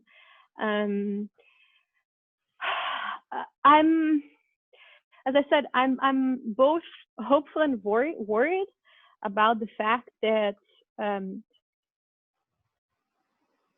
on one side, we have people that all of a sudden were quite awoken to the reality that everything is interconnected, and this virus did not just come out of blue.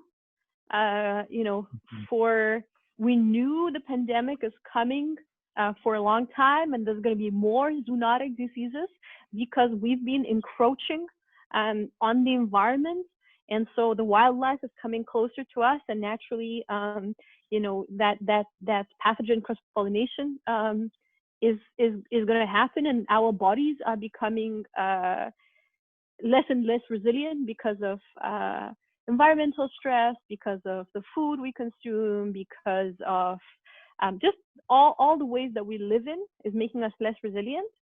And so I feel more people are starting to realize that. On the flip side of it, the problem that I evoked about this, we think, oh, it's a good thing that people are going to be more about hygiene. But if we go back to this, I feel like the idea is becoming almost outdated of bacteria and viruses are pathogens, they're bad, we need to destroy them, we need to eliminate them. And I really hope that the scientific community is going to communicate sufficiently around it, that it's not just about that particular pathogen, it's about, the healthy ecosystem within that particular pathogen could not multiply as fast, right? So I just hope that, kind of on the tail end of this crisis, that communication is going to happen. But on the other side, right, the rise of these crazy conspiracy theories and people trying to explain things away with absolutely, just scientifically absurd ideas, that is very, very problematic. But again, my hope within that is that hopefully we will see less sort of that dumb entertainment and more edutainment in the future to come, right? And I think it's very instrumental, like a documentary such as Knock Down the House, on how Alejandra Ocasio-Cortez won her election. I think documentaries like that and the way she's been sharing all of the legislative process via her Instagram stories and the way she's been standing up, obviously throughout this crisis, as well as Ilhan Omar and figures like that. I hope that is breeding this whole new generation, not just activists, but also policymakers. So young people that will step in to politics for the right reasons, right? Because unless we have these new voices, the politics won't change. And unless that generation changes, it won't change. And rendering that information much more accessible, I think that's a hopeful thing. Another hopeful thing, again, during this, and to be honest, I feel that a lot of these marches and protests, they're happening because of this injustice, but also because of how during the lockdown, everybody was so jammed in together and lacked that togetherness so much that there was that much more energy to step out together and risk even. Unfortunately, in the next months to come, the COVID-19 numbers will blow up in all the places where protests happened. And maybe that was the risk that needed to be taken. But I think we're sort of starting to understand much better how important it is to come together for what matters, and actually that it is unimportant to go to places or to events that actually do not matter that much. So all of this sort of, one-day business travel to the other side of the planet, it is not really necessary. We can do that over Zoom, right? But to really make yourself available for your community, for your friends, for your family in that real way, I think hopefully we understanding better how we should be prioritizing. So the upside that I see with all of this stuff is really hopefully it's clearing off a lot of the fluff and the bullshit from our priorities as individuals, but also as a culture, civilization. I really want to believe that. And again, actually, I want to tap back into something I spoke in the beginning of this talk. Ultimately, why these protests happen and why it's about the police state and why that fight is very urgent. It's not just about, it is not about the death of one man, no matter how violent and how cruel it was. It was really because the person, the representative of the police force that committed this horrendous act was not arrested, was not charged. And it was a succession, right, of Ahmo Abaris sort of hunting down by these two white supremacists and killing, and them not being arrested for 2 months and only being called to justice once the video emerged. Then it was the Amy Cooper story in Central Park that was, the sort of white liberal woman that ultimately is not that woke and not that liberal when she started threatening the black man that she's going to call the police on them, and the fakery of that act. And then the final thing was obviously George Floyd's murder and how there was no accountability over that. And it's very important to understand that there was no desire for the government to pacify the people. They just needed to bring the officers that participated in that murder to justice and promise that change will be enacted, and they would have avoided this protest. Instead of that, they are arresting thousands and thousands of protesters, incurring billions and billions in damages in order to not challenge the system. right? So it is not. It seems like it's that one little thing that clicked it off, but it isn't, right? And that's how we also have to think about it in the future tense. That it's not just one random accident, you know. It is not chaos triggered off by this one little spark. It is a system finally coming to a boiling point and sort of exploding upon itself because it does not want to change, right? And I feel that, you know, the biggest maybe outcome of all of these combined crises is that, and I'm naive, I want to believe that, is that hopefully finally we'll understand that the system, as Cornel West says, does not want to change. It is upon us to change it, right? And it's from the grassroots levels, but it's also in the legislative space, and it is also within corporate space, and it's also within the community space, right? That change needs to come from everywhere. And I feel that a lot of the times before all this crisis unfolded, a lot of people felt like somebody else needs to do that change. You know, somebody else will do it. The system has to change, but the system will never change. We need to change it. It's upon us. Yeah. Any other questions? Yeah, I think there's Sepide who would still have one. Yeah, please. Actually, it's on Ahita. Oh, sorry, Sava. Thank you so much, Monika, for your great lecture. First of all, I really enjoyed it. And my question is regarding to be a nomad architect. How realistic actually do you see this idea of being a nomad architect? And do you think if it's is it possible? Wait a second. I'm sorry. Can you repeat it? Can you repeat it a bit more slowly? Yeah, and my question is regarding the idea of being a nomad architect. How realistic is it? Like, do you see it also for other architects? Is it possible, or because yeah, I mean, according to your experiences, how I just want to see if you see also this to more architects, if it's possible to be a nomad architect, like how is it? Yeah, well, you know, I'm not an architect myself. I'm a researcher first and foremost. So again, my job required me to move in the world, and it's been almost 8 years that I started this experiment. I keep moving, and this lockdown is the longest time that I stayed in one place. It's been 3 months.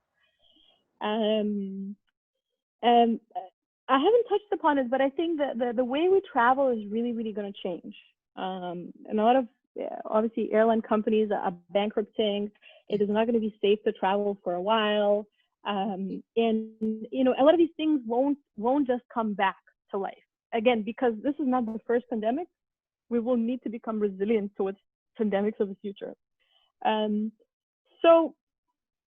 But what I think is becoming really interesting is that I feel more people will treasure the kind of travel that is not just going somewhere exploitationally for 1 week, you know, taking Instagram pictures, you know, of all these sort of different whatever tourist spots, and then just leaving back to your country. I think with immersive media technology, it'll be more accessible to visit those places. You know, with things such as Zoom backgrounds, you could even take a picture with some particular monuments, whatever.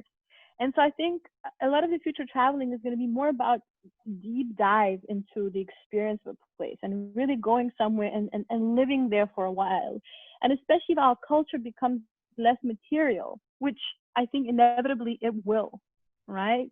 We will value more experience, learning, connection with fellow human beings than accumulation of stuff, right? You know, I love jewelry. For me, these are like some very sort of almost like totemic cultural things, protection spells that I wear. But this is the first time I'm wearing my jewelry in 2 months. And I feel to a lot of us, as we move away from accumulating possessions and yet at the same time, it's not going to be as easy to just travel somewhere for a short time. The travel is going to change towards going places for a longer time without necessarily fully moving there. And I think that could open opportunity towards being a nomadic architect. And again, I feel a lot of architecture is going to change as well. I think the era of these sort of starchitects is gone, or has to be gone. You know, it's not more about building these giant sort of egotistical monuments, but really thinking, how do we grow our cities? How do we make our cities livable? How do we engage with the living fabric of a city? How do we, make these basic needs accessible to people? Because we are as strong as our weakest part, right? What happened here in South Africa, in the beginning of this lockdown, is that a lot of people in the townships and stuff like that did not have access to running water and things like that, and the government had to render some of that access accessible to people, because if the pandemic breaks out in the townships, especially before the government is even prepared to deal with it, that's when the biggest tragedy is going to unfold, right? And I just hope that change will stay with us, that understanding will stay. And I'm not sure if I'm not sure if that will be the reality of United States of America or UK/England. But I hope that in many parts of the world, some of that will stay. And I think that will fundamentally result towards a very different paradigm of the kind of architecture and architectural questions and problems that a lot of people will need to engage with. And I feel also there's a big going back towards more sort of not just towards indigenous solutions. I think it's a meeting point between indigenous solutions and the bleeding edge of science and technology. There's this cool new book. For now, it's just in hardcover, so unfortunately I haven't had the possibility to look at it. I hope there's going to be a digital version of it. Low Tech by Julia Watson, and it's all about sort of indigenous architectures.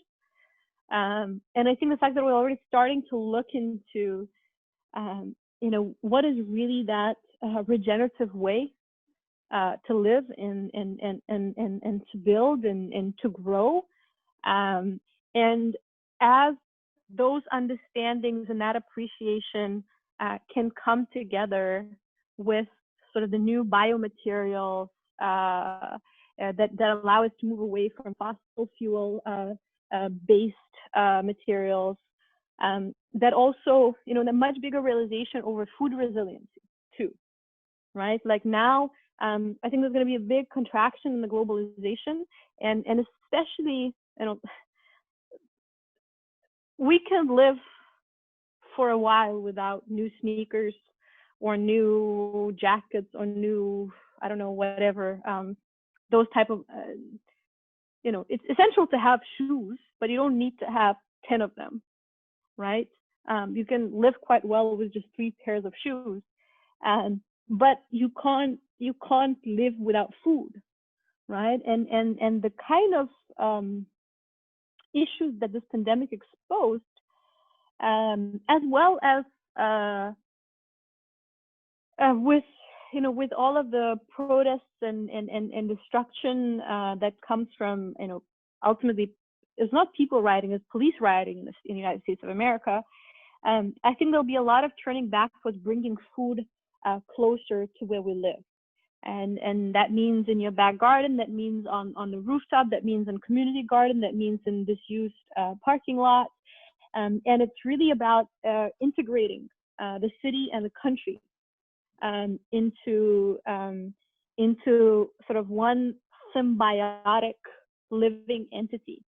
And obviously, very long answer to the question about being nomadic architects. I just think that it would allow much more diverse architectural practices that do not require that kind of super architect office, or even that kind of experience of working for one of those big offices. Thank you. Thanks, Anaita. Well, it was wonderful, and I have the feeling it could go on forever. But I think if we don't have any other pressing questions, I would again like to express my gratitude, Monika, for taking the time and sharing, your thoughts and insights and research and encouragement and kind of encouragement on many different levels. Also to not look away, but to do what we can. This is, we all sharing different, yet we're all humans. So we have to do it together, I guess. Yeah, 100%. I think, we can't, like ostriches, put our heads in the sand. We have to, and this idea of privilege should not be this kind of, oh, I'm so ashamed that I have this privilege. Actually, you have this opportunity, however much access you have, that is the access that you have to share with others, that whatever access that you have, right? And it's very, very liberating, right? And again, I feel a lot of us are struggling with making meaning in these very difficult, very confusing times.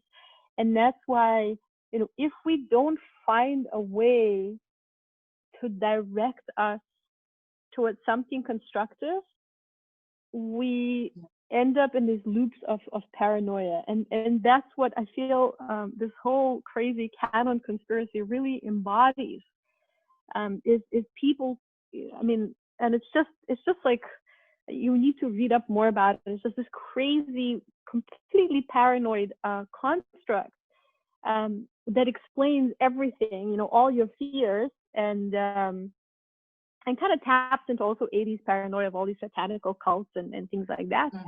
And it just puts people in this loop of fear, disgust, distrust, and ultimately renders people more and more unhappy, and more confused.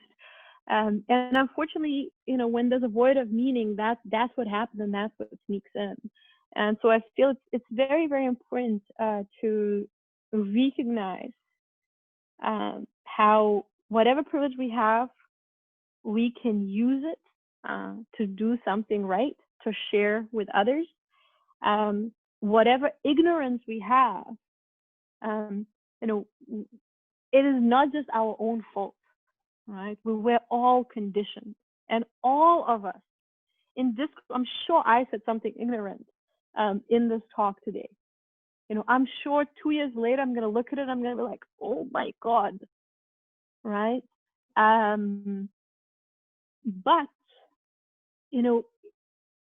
this is what we know in this moment in time. And if we recognize that these are all things that we don't know, we can learn.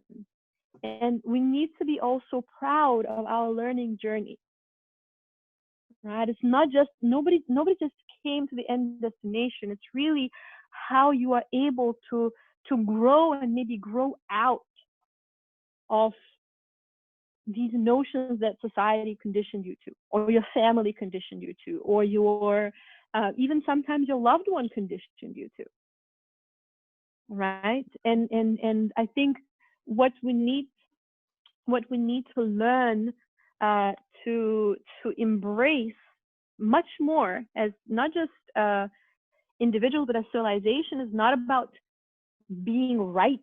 And I'm right, and I'm going to prove you that I'm right.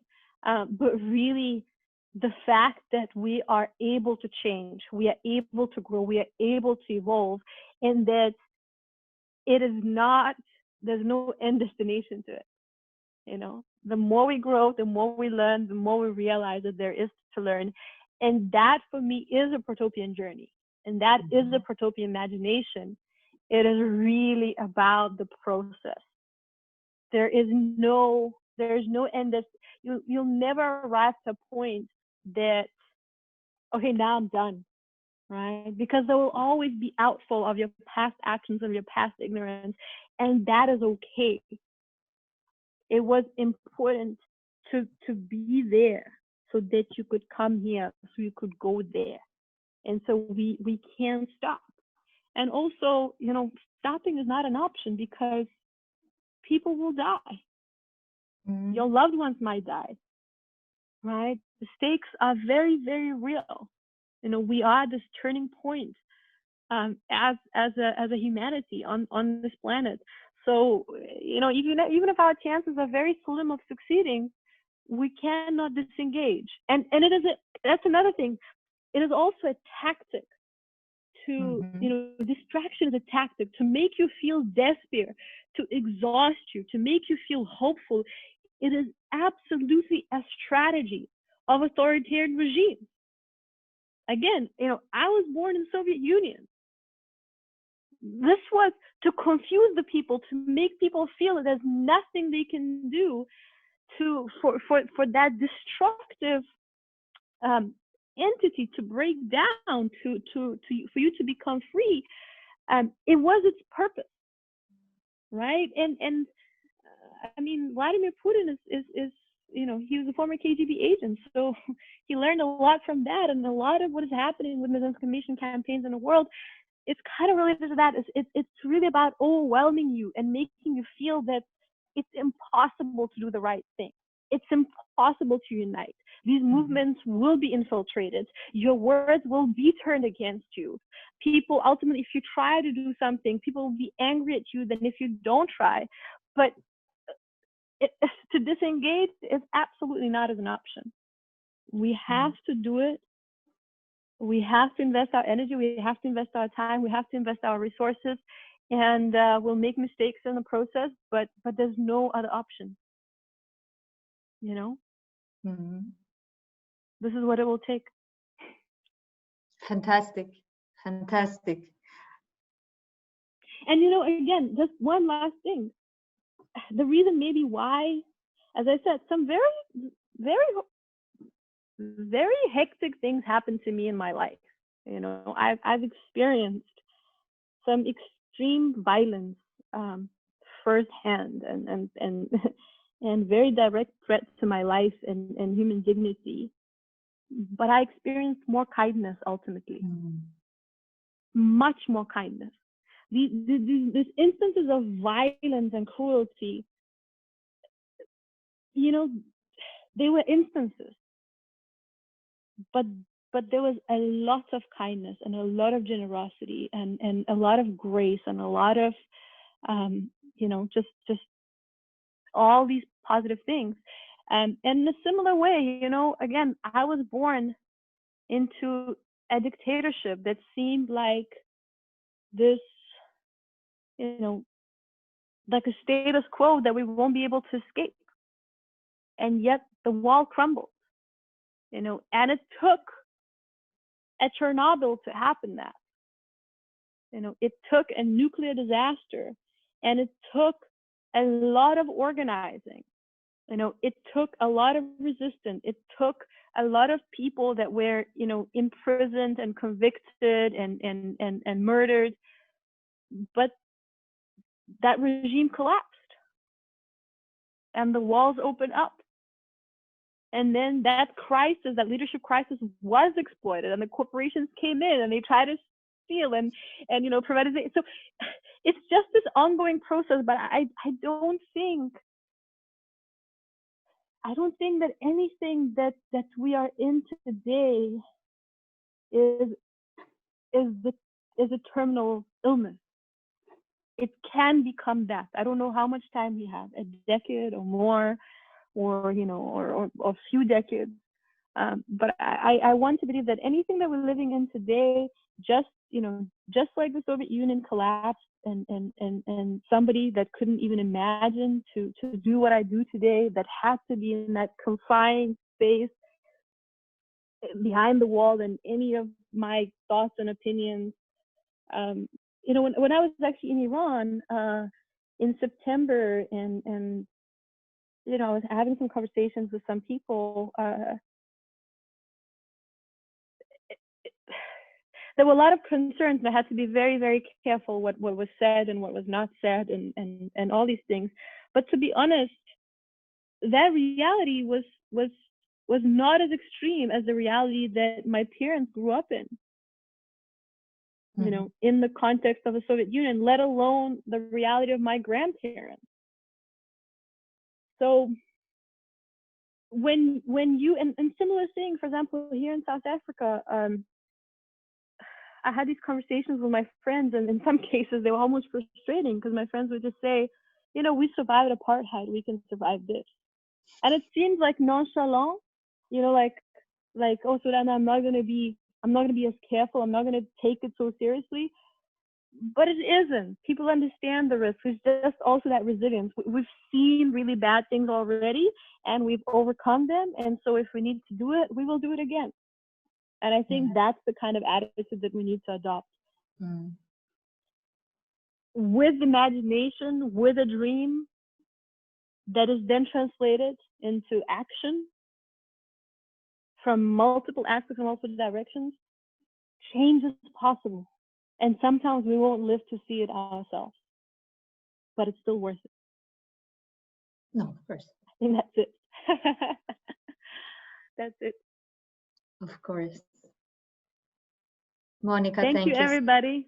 Thank you so much.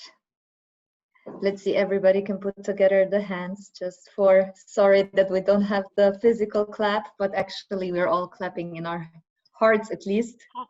Hug me. Can you stop presenting so we can see grid view? Yeah, I didn't understand that, unfortunately, but I grid view, I see. Okay, sorry. Monika, can you stop sharing your screen, somebody's skin, for the grid view, meaning that we all, or most of us, then fit in. So if you just say stop sharing, which is I think on top. If you just stop sharing. Stop share. Yes, and now here you can see everyone. So that you were missing so far. So awesome. So thank you so much, and you know, hopefully also more people will see it. If you enjoyed it, share it with your friends so they can share it with their friends, and so on and so forth. Yes, here they go. Thank you. Thank you very much. Have a lovely evening. Also, everybody who stayed along. And let's stay in touch.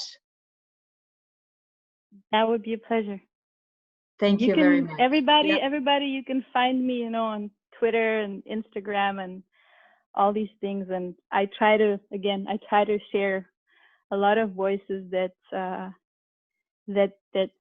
absolutely need to be heard by people who are not just in these movements already.